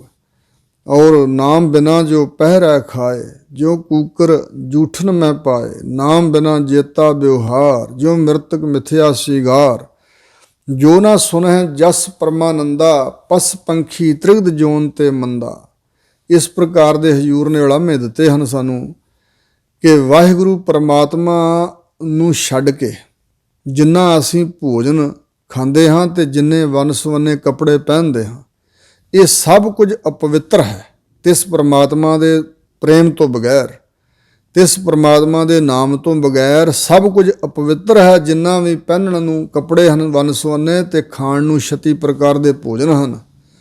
ਨਚ ਦੁਰਲਭੰ ਧਨੰ ਰੂਪੰ ਨਚ ਦੁਰਲਭੰ ਸਵਸ਼ ਅੰਬਰਹ ਨਚ ਦੁਰਲਭੰ ਭੋਜਨੰ ਵਿੰਜਨੰ ਨਚ ਦੁਰਲਭੰ ਸਵਰਗ ਰਾਜਨ ਦੁਰਲਭੰ ਏਕ ਭਗਵਾਨ ਨਾਮ ਹੈ। ਸੋ ਇਸ ਪ੍ਰਕਾਰ ਹਜੂਰ ਕਹਿੰਦੇ ਦੁਰਲਭ ਵਸਤੂ ਤਾਂ ਵਾਹਿਗੁਰੂ ਜੀ ਦਾ ਨਾਮ ਹੀ ਹੈ। ਹੋਰ ਗੱਲਾਂ ਸਭ ਕੂੜੀਆਂ ਤੁਧ ਭਾਵੈ ਪ੍ਰਵਾਨ, ਹੋਰ ਸਾਰੀਆਂ ਗੱਲਾਂ ਕੂੜੀਆਂ ਝੂਠੀਆਂ ਹਨ ਵਾਹਿਗੁਰੂ ਜੀ। ਜਿਹੜਾ ਜੀਵ ਤੁਹਾਨੂੰ ਭਾਉਂਦਾ ਹੈ ਉਹੀ ਪ੍ਰਵਾਨ ਏਕ ਹੈ, ਉਹਦਾ ਹੀ ਜੀਵਨ ਸਫਲਾ ਹੈ। ਉਹਨੂੰ ਕਿਹਾ ਜਾਏਗਾ ਵੀ ਆਇਆ ਸਫਲਤਾਹੂ ਕੋ ਗਨੀਐ, ਜਾਸ ਰਸਨ ਹਰ ਹਰ ਮੁਖ ਭਨੀਐ, ਜਾਏ ਬਸੈ ਸਾਧੂ ਕੈ ਸੰਗੇ, ਅਨਦਿਨ ਨਾਮ ਧਿਆਵੈ ਰੰਗੇ, ਆਵਤ ਸੋਜਨ ਨਾਮੈ ਰਾਤਾ, ਜਾ ਕੋ ਦਇਆ ਮਇਆ ਵਿਧਾਤਾ, ਇੱਕ ਹੈ ਆਵਨ ਫਿਰ ਜੋਨ ਨਾ ਆਇਆ, ਨਾਨਕ ਹਰ ਕੈ ਦਰਸ ਸਮਾਇਆ। ਇਸ ਪ੍ਰਕਾਰ ਹੋਰ ਸਾਰੀਆਂ ਗੱਲਾਂ ਝੂਠੀਆਂ ਹਨ, ਤੁਹਾਨੂੰ ਜਿਹੜਾ ਭਾਉਂਦਾ ਹੈ ਜੀਵ ਉਹੀ ਪ੍ਰਵਾਨ ਏਕ ਹੈ, ਉਹਦਾ ਜੀਵਨ ਸਫਲਾ। ਸ੍ਰੀ ਰਾਗ ਮਹੱਲ ਪਹਿਲਾ। ਸਤਿਗੁਰੂ ਨਾਨਕ ਦੇਵ ਮਹਾਰਾਜ ਜੀ ਨੇ ਇੱਥੇ ਮਹੱਲਾ ਸ਼ਬਦ ਨਹੀਂ ਮਹੱਲ ਲਿਖਿਆ ਹੈ। ਇਹ ਸਤਿਗੁਰੂ ਦੀ ਸੁਤੰਤਰਤਾ ਅਰਥ ਉਹੀ ਹੈ। ਸ੍ਰੀ ਰਾਗ ਵਿੱਚ ਪਹਿਲੇ ਪਾਤਸ਼ਾਹ ਦਾ ਸ਼ਬਦ ਹੈ। ਇਹ ਸ਼ਬਦ ਦੀ ਉਥਾਨਕਾ ਇੰਝ ਦੱਸੀ ਹੈ ਕਿ ਜਦੋਂ ਬਾਬਾ ਕਲਿਆਣ ਚੰਦ ਜੀ ਸਤਿਗੁਰਾਂ ਦੇ ਪਿਤਾ ਜੀ ਆਪ ਗੁਰੂ ਨਾਨਕ ਸਾਹਿਬ ਮਹਾਰਾਜ ਨੂੰ ਪਾਂਧੇ ਪਾਸ ਪੜ੍ਹਨ ਵਾਸਤੇ ਲੈ ਕੇ ਗਏ ਤਾਂ ਪਿਤਾ ਜੀ ਦਾ ਹੁਕਮ ਮੰਨ ਕੇ ਪਹਿਲੇ ਦਿਨ ਤਾਂ ਪਹਾੜੇ ਪੜ੍ਹੇ। ਪਾਂਧਾ ਬੜਾ ਖੁਸ਼ ਵੀ ਮਹਿਤਾ ਜੀ ਮੈਨੂੰ ਬੜਾ ਇਨਾਮ ਦੇਣਗੇ, ਵੀ ਇਹ ਨਾਨਕ ਜੋ ਹੈ ਬਹੁਤ ਤੇਜ਼ ਬੁੱਧੀ ਵਾਲਾ, ਫਟਾਫਟ ਪੜ੍ਹ ਜਾਂਦਾ। ਅਗਲੇ ਦਿਨ ਜਦੋਂ ਸਤਿਗੁਰੂ ਨਾਨਕ ਦੇਵ ਜੀ ਨੂੰ ਬਿਠਾਇਆ ਪੜ੍ਹਨ ਵਾਸਤੇ, ਮਹਿਤਾ ਜੀ ਛੱਡ ਕੇ ਚਲੇ ਗਏ ਤੇ ਸਤਿਗੁਰੂ ਜੀ ਉਹਦੇ ਪਿੱਛੇ ਬੋਲਦੇ ਕੁਛ ਨਹੀਂ। ਉਹਦੇ ਪੁੱਛਣ ਤੇ ਵੀ ਤੁਸੀਂ ਹੇ ਨਾਨਕ ਬਾਲਕ, ਉਹਨਾਂ ਨੂੰ ਕੀ ਪਤਾ ਸੀ ਕਿ ਕੌਣ ਹਨ, ਕਿੱਡੇ ਕੁ ਮਹਾਨ ਹਨ, ਇਹ ਤੇ ਬਾਅਦ ਵਿੱਚ ਹੀ ਪਤਾ ਲੱਗਾ ਨਾ। ਉਹਨੇ ਪੁੱਛਿਆ ਵੀ ਬੇਟਾ ਨਾਨਕ ਤੂੰ ਬੋਲਦਾ ਨਹੀਂ ਅੱਜ ਕੀ ਗੱਲ? ਤਾਂ ਗੁਰੂ ਨਾਨਕ ਸਾਹਿਬ ਮਹਾਰਾਜ ਨੇ ਕਿਹਾ, ਪਾਂਧਾ ਜੀ ਜਿਹੜੀ ਪੜ੍ਹਾਈ ਤੁਸੀਂ ਪੜ੍ਹਾ ਰਹੇ ਹੋ ਇਹਦੇ ਨਾਲ ਤਾਂ ਫਾਹੀਆਂ ਗਲ 'ਚ ਪੈਂਦੀਆਂ ਹਨ, ਕੋਈ ਫਾਹੀਆਂ ਕੱਟਣ ਵਾਲੀ ਵਿੱਦਿਆ ਹੈ ਤਾਂ ਪੜ੍ਹਾਓ। ਪਾਂਧਾ ਹੱਕਾ ਬੱਕਾ ਰਹਿ ਗਿਆ ਵੀ ਐਸੀ ਕਿਸੇ ਪੜ੍ਹਾਈ ਦਾ ਤਾਂ ਮੈਨੂੰ ਪਤਾ ਨਹੀਂ ਜੋ ਫਾਹੀਆਂ ਕੱਟ ਸਕੇ। ਕਹਿਣ ਲੱਗਾ ਮੈਨੂੰ ਤਾਂ ਇਹੋ ਹੀ ਆਉਂਦੀ ਹੈ, ਜਿਹੜਾ ਸਵਾਏ ਦਾ ਢਾਏ ਦਾ ਪਹਾੜਾ ਹੈ, 3 ਦਾ 2 ਦਾ 1 ਦਾ, ਇਹ ਪਹਾੜੇ ਨੇ ਤੇ ਮਿਣਤੀ ਗਿਣਤੀ ਜ਼ਮੀਨ ਆਦਿਕ ਮਿਣਨ ਦੇ ਢੰਗ ਤਰੀਕੇ ਤੇ ਸੰਸਕ੍ਰਿਤ ਦੇ ਅੱਖਰ। ਤਾਂ ਗੁਰੂ ਨਾਨਕ ਸਾਹਿਬ ਮਹਾਰਾਜ ਕਹਿਣ ਲੱਗੇ ਇੱਕ ਪੜ੍ਹਾਈ ਹੈ ਜਿਹਦੇ ਨਾਲ ਫਾਹੀਆਂ ਕੱਟੀਆਂ ਜਾਂਦੀਆਂ। ਤਾਂ ਹਜੂਰ ਨੇ ਉੱਥੇ ਸ਼ਬਦ ਉਚਾਰਨ ਕੀਤਾ, ਜਾਲ ਮੋਹ। ਜਿਹੜਾ ਮਨ ਦੇ ਅੰਦਰ ਸੰਸਾਰ ਦੇ ਨਾਲ ਮੋਹ ਹੈ ਨਾ, ਪਦਾਰਥਾਂ ਨਾਲ ਤੇ ਸਰੀਰਾਂ ਨਾਲ, ਇਸ ਮੋਹ ਨੂੰ ਸਾੜ ਦੇ। ਘਸ ਮਸ ਕਰ। ਤੇ ਪੁਰਾਣੇ ਸਮਿਆਂ ਦੇ ਵਿੱਚ ਦੀਵਾ ਬਾਲਿਆ ਜਾਂਦਾ ਸੀ। ਦੀਵੇ ਦੇ ਵਿੱਚ ਹੁੰਦਾ ਸੀ ਤੇਲ ਜਾਂ ਘਿਓ ਆਦਿਕ, ਤੇ ਵਿੱਚ ਉਹਦੇ ਵੱਟੀ ਹੁੰਦੀ ਸੀ ਤੇ ਉੱਪਰਲੇ ਪਾਸੇ ਅੱਗ ਲਾਈ ਜਾਂਦੀ ਸੀ। ਉਸ ਵੱਟੀ ਰਾਹੀਂ ਸੀਖ ਸੀਖ ਕੇ ਖਿੱਚ ਕੇ ਘਿਓ ਉੱਪਰ ਆਉਂਦਾ ਸੀ, ਬਲਦਾ ਸੀ ਜਾਂ ਤੇਲ, ਤੇ ਉਹਦੇ ਨਾਲ ਦੀਵਾ ਰੋਸ਼ਨੀ ਕਰਦਾ ਸੀ। ਜਿਹੜਾ ਉੱਪਰ ਵੱਟੀ ਸੜ ਕੇ ਗੁੱਲ ਬਣਦਾ ਸੀ ਉਸ ਨੂੰ ਸਿਆਹੀ ਬਣਾਇਆ ਜਾਂਦਾ ਸੀ। ਇਸ ਪ੍ਰਕਾਰ ਹਜੂਰ ਕਹਿੰਦੇ ਮੋਹ ਨੂੰ ਸਾੜ ਦੇ ਤੇ ਉਹ ਜਿਹੜਾ ਉੱਪਰ ਸੜਿਆ ਹੋਇਆ ਗੁੱਲ ਹੈ ਉਹਨੂੰ ਘਸਾ ਕੇ ਮਸ ਕਰ, ਸਿਆਹੀ ਬਣਾ। ਮੋਹ ਨੂੰ ਸਾੜ ਕੇ ਸਿਆਹੀ ਬਣਾ। ਮਤ ਕਾਗਦ ਕਰ ਸਾਰ। ਚੰਗੀ ਮਤ ਅਕਲ ਜਿਹੜੀ ਗੁਰਾਂ ਤੋਂ ਪ੍ਰਾਪਤ ਕਰਨੀ, ਇਹਨੂੰ ਸ੍ਰੇਸ਼ਟ ਕਾਗਜ਼ ਬਣਾਉਣਾ ਚਾਹੀਦਾ। ਉਹ ਮਤ ਵੀ ਚਾਹੀਦੀ ਹੈ ਨਾ ਜਿਹਦੇ ਨਾਲ ਵਾਹਿਗੁਰੂ ਦਾ ਸਿਮਰਨ ਹੋਏ। ਬਾਬਾ ਹੋਰ ਮਤ ਹੋਰ ਜੇ ਸੋ ਵੈਰ ਕਮਾਈਆ ਕੂੜਾ ਕੂੜਾ ਜੋਰ। ਇੰਝ ਵੀ ਕਿਹਾ ਹਜੂਰ ਨੇ, ਅਕਲੀ ਸਾਹਿਬ ਸੇਵੀ ਅਕਲੀ ਪਾਈਆ ਮਾਨ, ਅਕਲੀ ਪੜ੍ਹ ਕੇ ਬੁੱਝੀ ਅਕਲੀ ਕੀਚਾ ਦਾਨ। ਉਹ ਅਕਲ ਹੋਰ ਹੈ। ਊਤਮ ਮਤ ਮੇਰੇ ਹਿਰਦੈ ਤੂੰ ਆਓ, ਧਿਆਵੋ ਗਾਵੋ ਗੁਣ ਗੋਵਿੰਦਾ, ਅਤ ਪ੍ਰੀਤਮ ਮੋਹਿ ਲਾਗਿਆ ਨਾ। ਹਜੂਰ ਕਹਿੰਦੇ ਨੇ ਗੁਰਾਂ ਦੀ ਦਿੱਤੀ ਮਤ, ਮਹਾਨ ਮਤ ਨੂੰ, ਬੁੱਧੀ ਨੂੰ ਸ੍ਰੇਸ਼ਟ ਕਾਗਜ਼ ਬਣਾ, ਜਾਂ ਸ੍ਰੇਸ਼ਟ ਬੁੱਧੀ, ਆਤਮ ਵਿਸ਼ੈਣੀ ਬੁੱਧੀ ਦਾ ਕਾਗਜ਼ ਬਣਾ ਲਿਆ ਜਾਏ। ਭਾਉ ਕਲਮ ਕਰ ਚਿੱਤ ਲਿਖਾਰੀ। ਤੇ ਕਲਮ ਕਿਹੜੀ? ਭਾਵਨਾ ਦੀ, ਵਾਹਿਗੁਰੂ ਜੀ ਦੇ ਚਰਨਾਂ ਨਾਲ ਪ੍ਰੇਮ ਪੈਦਾ ਕਰਨਾ, ਇਹ ਹੈ ਕਲਮ। ਤੇ ਆਪਣਾ ਜਿਹੜਾ ਚਿੱਤ ਹੈ ਇਹਨੂੰ ਲਿਖਾਰੀ ਬਣਾਉਣਾ। ਫਿਰ ਲਿਖਣਾ ਕੀ ਹੈ? ਗੁਰ ਪੁੱਛ ਲਿਖ ਵਿਚਾਰ। ਸਤਿਗੁਰੂ ਜੀ ਨੂੰ ਪੁੱਛ ਕੇ, ਆਪਣੇ ਗੁਰਾਂ ਨੂੰ ਪੁੱਛ ਕੇ ਪਰਮਾਤਮਾ ਦੀ ਵਿਚਾਰ ਲਿਖੋ। ਰੱਬ ਦੀਆਂ ਵਡਿਆਈਆਂ ਗੁਣਾਂ ਦੀ ਵਿਚਾਰ ਨੂੰ ਕਿਸ ਤਰ੍ਹਾਂ ਵਾਹਿਗੁਰੂ ਨੂੰ ਮਿਲਿਆ ਜਾ ਸਕਦਾ, ਕਿਸ ਤਰ੍ਹਾਂ ਉਹ ਪ੍ਰਸੰਨ ਹੁੰਦਾ, ਉਹ ਕੀ ਸਰੂਪ ਹੈ ਵਾਹਿਗੁਰੂ ਦਾ, ਇਹ ਵਿਚਾਰਾਂ ਲਿਖੋ। ਲਿਖ ਨਾਮ ਸਲਾਹ ਲਿਖ, ਨਾਮ ਲਿਖੋ ਵਾਹਿਗੁਰੂ ਜੀ ਦਾ, ਤੇ ਪ੍ਰਮਾਤਮਾ ਦੀ ਸਿਫਤੋ ਸਫਾਤ ਲਿਖੋ। ਲਿਖ ਅੰਤ ਨਾ ਪਾਰਾਵਾ, ਲਿਖੋ ਕਿ ਵਾਹਿਗੁਰੂ ਦੇ ਗੁਣਾਂ ਦਾ ਅੰਤ ਨਹੀਂ, ਵਾਹਿਗੁਰੂ ਦੇ ਸਰੂਪ ਦਾ ਪਾਰ ਉਰਾਰ ਨਹੀਂ ਹੈ। ਬਾਬਾ ਇਹੋ ਲੇਖਾ ਲਿਖ ਜਾਣ, ਬਾਬਾ ਹੈ ਪਾਂਦਾ ਹੈ ਭਾਈ ਜੀ, ਹੈ ਬਜ਼ੁਰਗੋ ਇਹੋ ਜਿਹਾ ਲੇਖਾ ਲਿਖਣਾ ਜਾਣ ਲਓ। ਜਿੱਥੇ ਲੇਖਾ ਮੰਗੀਐ ਤਿੱਥੇ ਹੋਏ ਸੱਚਾ ਨਿਸ਼ਾਨ। ਜਿਸ ਪਰਮਾਤਮਾ ਦੇ ਦਰ ਤੇ ਜੀਵ ਦੇ ਪਾਸੋਂ ਇਹਦੇ ਕਰਮਾਂ ਦਾ ਲੇਖਾ ਪੁੱਛਿਆ ਜਾਂਦਾ ਹੈ, ਉੱਥੇ ਸੱਚਾ ਨਿਸ਼ਾਨ ਚਿੰਨ੍ਹ, ਨਿਸ਼ਾਨ ਨਗਾਰਾ, ਧੌਂਸਾ ਤੇ ਇਸੇ ਤਰ੍ਹਾਂ ਟੋਂਬੂ, ਰਾਹਦਾਰੀ। ਇੱਥੇ ਅਰਥ ਰਾਹਦਾਰੀ ਦਾ ਹੈ ਭਈ ਉੱਥੇ ਸੱਚੀ ਰਾਹਦਾਰੀ ਤੁਹਾਡੇ ਪਾਸ ਹੋਵੇਗੀ ਰੱਬ ਦਾ ਨਾਮ, ਤੇ ਤੁਹਾਥੋਂ ਲੇਖਾ ਨਹੀਂ ਪੁੱਛਿਆ ਜਾਏਗਾ। ਤੁਸੀਂ ਰੱਬ ਦੀ ਦਰਗਾਹ ਵਿੱਚ ਮੁਖੁਜਰਾ ਲੈ ਕੇ ਜਾਓਗੇ। ਰਹਾਓ ਜਿੱਥੇ ਮਿਲੇ ਹੈ ਵਡਿਆਈਆਂ, ਜਿੱਥੇ ਪ੍ਰਮਾਤਮਾ ਦੇ ਦਰ ਤੇ ਵਡਿਆਈਆਂ ਮਿਲਦੀਆਂ ਹਨ ਨਾਮ ਪੱਲੇ ਹੋਣ ਕਰਕੇ। ਸਦ ਖੁਸ਼ੀਆਂ ਸਦ ਚਾਓ, ਸਦਾ ਦਾ ਆਨੰਦ ਹੈ, ਸਦਾ ਦਾ ਚਾਓ ਹੈ, ਵਿਗਾਸ ਹੈ। ਤਿੰਨ ਮੁਖ ਟਿੱਕੇ ਨਿਕਲੈ, ਇੱਥੇ ਟਿਕੇ ਪਾਠ ਨਹੀਂ ਕਰਨਾ, ਟਿੱਕੇ। ਤਿੰਨ ਮੁਖ ਟਿੱਕੇ ਨਿਕਲ ਹੈ ਜਿਨ ਮਨ ਸੱਚਾ ਨਾਮ। ਜਿਨ੍ਹਾਂ ਦੇ ਮਨ ਵਿੱਚ ਵਾਹਿਗੁਰੂ ਦਾ ਸੱਚਾ ਨਾਮ ਵਸਿਆ ਰਹਿੰਦਾ ਨਾ, ਉਸ ਦਰਗਾਹ ਵਿੱਚ ਉਹਨਾਂ ਦੇ ਮੁਖ ਤੇ ਟਿੱਕੇ ਲਾਏ ਜਾਂਦੇ ਨੇ। ਟਿੱਕੇ ਨਿਕਲਣ ਦਾ ਮਤਲਬ ਤਿਲਕ ਲਾਇਆ ਜਾਂਦਾ, ਸਨਮਾਨ ਕੀਤਾ ਜਾਂਦਾ। ਅੱਜ ਕੱਲ੍ਹ ਜਿਵੇਂ ਅਸੀਂ ਸਰੋਪਾ ਪਾਉਂਦੇ ਹਾਂ, ਪੁਰਾਣੇ ਸਮਿਆਂ ਦੇ ਵਿੱਚ ਕਿਸੇ ਦਾ ਸਨਮਾਨ ਕੀਤਾ ਜਾਂਦਾ ਸੀ। ਵੱਡਾ ਸਤਿਕਾਰਯੋਗ ਵਿਅਕਤੀ ਜਾਣ ਕੇ ਤਾਂ ਉਹਦੇ ਮਸਤਕ ਤੇ ਤਿਲਕ, ਟਿੱਕਾ, ਕੇਸਰ ਦਾ, ਚੰਦਨ ਆਦਿਕ ਦਾ ਟਿੱਕਾ ਲਾਇਆ ਜਾਂਦਾ ਸੀ। ਸੋ ਇਸ ਪ੍ਰਕਾਰ ਇਹ ਹੈ ਮਤਲਬ ਟਿੱਕੇ ਲਾਉਣਾ ਵੀ ਸਨਮਾਨ ਚਿੰਨ੍ਹ ਦੇਣਾ, ਸਨਮਾਨਣਾ, ਆਦਰ ਕਰਨਾ। ਉਹਨਾਂ ਦੇ ਮੁਖ ਤੇ ਟਿੱਕੇ ਨਿਕਲਦੇ ਨੇ, ਤਿਲਕ ਲਾਏ ਜਾਂਦੇ, ਸਨਮਾਨ ਕੀਤਾ ਜਾਂਦਾ ਜਿਨ੍ਹਾਂ ਦੇ ਮਨ ਵਿੱਚ ਸੱਚਾ ਨਾਮ। ਕਰਮ ਮਿਲੈ ਤਾਂ ਪਾਈ ਹੈ, ਨਾ ਹੀ ਗੱਲੀ ਵਾਓ ਦੁਆਓ। ਹਜ਼ੂਰ ਕਹਿੰਦੇ ਨੇ ਵਾਹਿਗੁਰੂ ਦੀ ਬਖਸ਼ਿਸ਼ ਦੁਆਰਾ ਇਹ ਮਿਲੇ ਦਾਤ ਤਾਂ ਪ੍ਰਾਪਤ ਕੀਤੀ ਜਾਂਦੀ ਹੈ, ਨਾਮ ਦੀ ਦਾਤ। ਤੇ ਐਵੇਂ ਗੱਲਾਂ ਦੇ ਨਾਲ ਊਲ ਫਜ਼ੂਲ ਵਿਅਰਥ ਸਾਰਾ ਕੁਛ, ਬੁਨਿਆਵੀ ਗੱਲਾਂ, ਵਿਅਰਥ ਦੀਆਂ ਗੱਲਾਂ ਦੇ ਨਾਲ, ਊਲ ਜਲੂਲ ਫਜ਼ੂਲ ਗੱਲਾਂ ਦੇ ਨਾਲ ਇਹ ਦਾਤ ਨਹੀਂ ਮਿਲਦੀ। ਇੱਕ ਆਵਹਿ ਇੱਕ ਜਾਹੇ ਉੱਠ, ਇੱਕ ਆਉਂਦੇ ਹਨ ਸੰਸਾਰ ਤੇ ਇੱਕ ਉੱਠ ਕੇ ਚਲੇ ਜਾਂਦੇ ਨੇ। ਭਾਵ ਕਈ ਲੋਕ ਆਉਂਦੇ ਹਨ, ਕਿਉਂਕਿ ਇੱਕ ਕੱਕੇ ਦੀ ਸਿਹਾਰੀ ਹੈ ਬਹੁਵਚਨ। ਇੱਕ ਐਸੇ ਜੀਵ ਕਈ ਹਨ ਜਿਹੜੇ ਆਉਂਦੇ ਹਨ ਸੰਸਾਰ ਤੇ, ਆ ਰਹੇ ਨੇ ਰੋਜ਼। ਇੱਕ ਜਾਹੇ ਉੱਠ, ਇੱਕ ਆਪਣਾ ਜੀਵਨ ਸਮਾਪਤ ਕਰਕੇ ਉਮਰਾਂ ਭੋਗ ਕੇ ਜਾ ਰਹੇ ਹਨ ਉੱਠ ਕੇ। ਰੱਖੀ ਹੈ ਨਾਮ ਸਲਾਰ, ਜਿਵੇਂ ਸਿਪਾ ਸਲਾਰ, ਸਿਪਾਹੀਆਂ ਦਾ ਸਰਦਾਰ, ਇੱਥੇ ਸਲਾਰ ਦਾ ਅਰਥ ਹੈ ਸਰਦਾਰ। ਉਹਨਾਂ ਦੇ ਨਾਮ ਰੱਖੇ ਜਾਂਦੇ ਨੇ ਇਸ ਦੁਨੀਆ ਤੇ ਵੀ ਇਹ ਸਰਦਾਰ ਸਾਹਿਬ ਨੇ, ਮੁਖੀ ਨੇ, ਬੜੇ ਵੱਡੇ ਨੇ। ਸਿਪਾਹੀਆਂ ਦੇ ਸਰਦਾਰ ਮੁਖੀ ਹਨ, ਮਾਲਕ ਹਨ, ਆਗੂ ਹਨ। ਇੱਕ ਉਪਾਏ ਮੰਗਤੇ ਇੱਕ ਨਾ ਵੱਡੇ ਦਰਬਾਰ।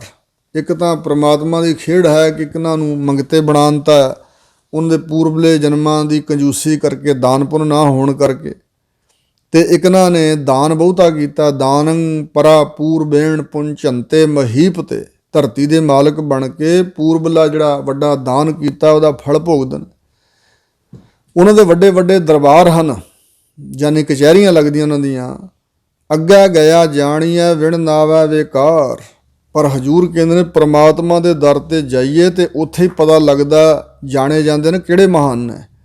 ਬਿਨਾਂ ਪਰਮੇਸ਼ਰ ਦੇ ਨਾਮ ਤੋਂ ਸਭ ਵਿਕਾਰ ਵਿਅਰਥ ਹੈ, ਕਿਉਂਕਿ ਦਾਨ ਪੁੰਨ ਦੀ ਵਜ੍ਹਾ ਨਾਲ ਸਰੀਰਕ ਸੁੱਖ ਮਿਲੇਗਾ, ਇਸ ਦੁਨੀਆ ਦਾ ਰਾਜ ਮਿਲ ਜਾਏਗਾ।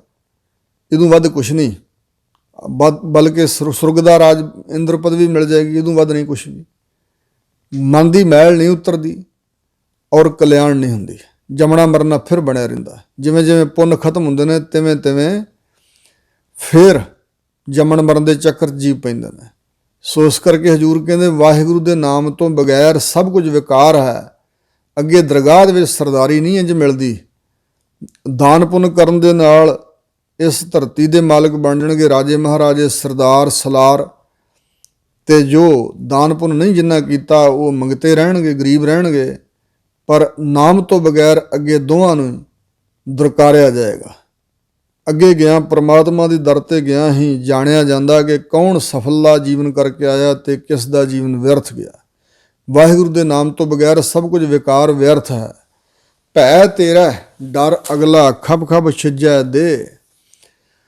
ਤੇਰੇ ਵੱਲੋਂ ਪਾਇਆ ਹੋਇਆ ਭੈ ਜਿਹੜਾ ਵੇਦਾਂ ਸ਼ਾਸਤਰਾਂ ਧਰਮ ਗ੍ਰੰਥਾਂ ਦੁਆਰਾ ਇਹ ਕਰਮਾਂ ਦਾ ਲੇਖਾ ਹੁੰਦਾ ਤੇ ਅਗਲਾ ਦਾ ਅਰਥ ਹੈ ਬਹੁਤਾ ਡਰ ਵਿਆਪ ਰਿਹਾ। ਖਬ ਖਬ ਛਿਜੈ ਦੇ, ਪਰ ਵਿਕਾਰਾਂ ਵਿੱਚ ਖਪਤ ਹੋ ਕੇ ਜਿਹੜੀ ਦੇਹ ਸਰੀਰ ਹੈ ਛਿਜਦਾ ਜਾ ਰਿਹਾ, ਨਾਸ ਹੁੰਦਾ ਜਾ ਰਿਹਾ। ਨਾਮ ਜਿਨ੍ਹਾਂ ਸੁਲਤਾਨ ਖਾਨ ਹੁੰਦੇ ਡਿੱਠੇ ਖੇ, ਜਿਨ੍ਹਾਂ ਦੇ ਨਾਮ ਪੈ ਜਾਂਦੇ ਦੁਨੀਆ ਵਿੱਚ ਵੀ ਇਹ ਪਠਾਨ ਸਾਹਿਬ ਹਨ, ਇਹ ਮੀਆਂ ਜੀ ਹਨ, ਇਹ ਸੁਲਤਾਨ ਬਾਦਸ਼ਾਹ ਹਨ। ਸੁਲਤਾਨ ਬਾਦਸ਼ਾਹ ਤੇ ਖਾਨ ਸਾਹਿਬ ਵੱਡੇ ਸਰਦਾਰਾਂ ਦੇ ਨਾਮ ਹੈ। ਹੁੰਦੇ ਡਿੱਠੇ ਖੇ, ਇਹ ਸਾਰੇ ਹੀ ਖੇ ਮਿੱਟੀ ਹੁੰਦੇ ਵੇਖੇ ਹਨ। ਅੱਜ ਤਖਤ ਤੇ ਬੈਠਾ ਕੋਈ ਸੁਲਤਾਨ ਬਾਦਸ਼ਾਹ ਬਣ ਕੇ ਕੱਲ੍ਹ ਨੂੰ ਤਖਤ ਨੂੰ ਛੱਡ ਕੇ ਤਖਤੇ ਤੇ ਪੈ ਜਾਏਗਾ। ਸੋ ਜਿਸ ਤਰ੍ਹਾਂ ਔਰੰਗਜ਼ੇਬ ਦੀ ਕਬਰ ਤੇ ਦੀਵਾ ਜਗਾਉਣ ਲਈ ਪੈਸੇ ਮੰਗਦੇ ਪਏ ਨੇ ਮਜੌਰ ਬੈਠੇ, ਇਸ ਪ੍ਰਕਾਰ ਖੇ ਮਿੱਟੀ ਹੀ ਹੋਣਗੇ ਸਾਰੇ, ਇਦੋਂ ਵੱਧ ਤੇ ਕੋਈ ਪਾਇਆ ਨਹੀਂ ਕਿਸੇ ਦੀ। ਨਾਨਕ ਉੱਠੀ ਚੱਲਿਆ ਸਭ ਕੂੜੇ ਟੁੱਟੇ ਨੇ।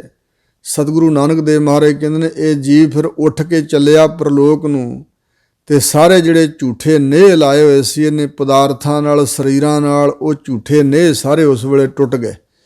ਕਿਸੇ ਨਾਲ ਕੀਤਾ ਨੇਹ ਵੀ ਅੱਗੇ ਜਹਾਨ 'ਚ ਨਾਲ ਨਾ ਗਿਆ, ਸਾਰਿਆਂ ਨਾਲੋਂ ਸੰਬੰਧ ਟੁੱਟ ਜਾਂਦਾ ਹੈ।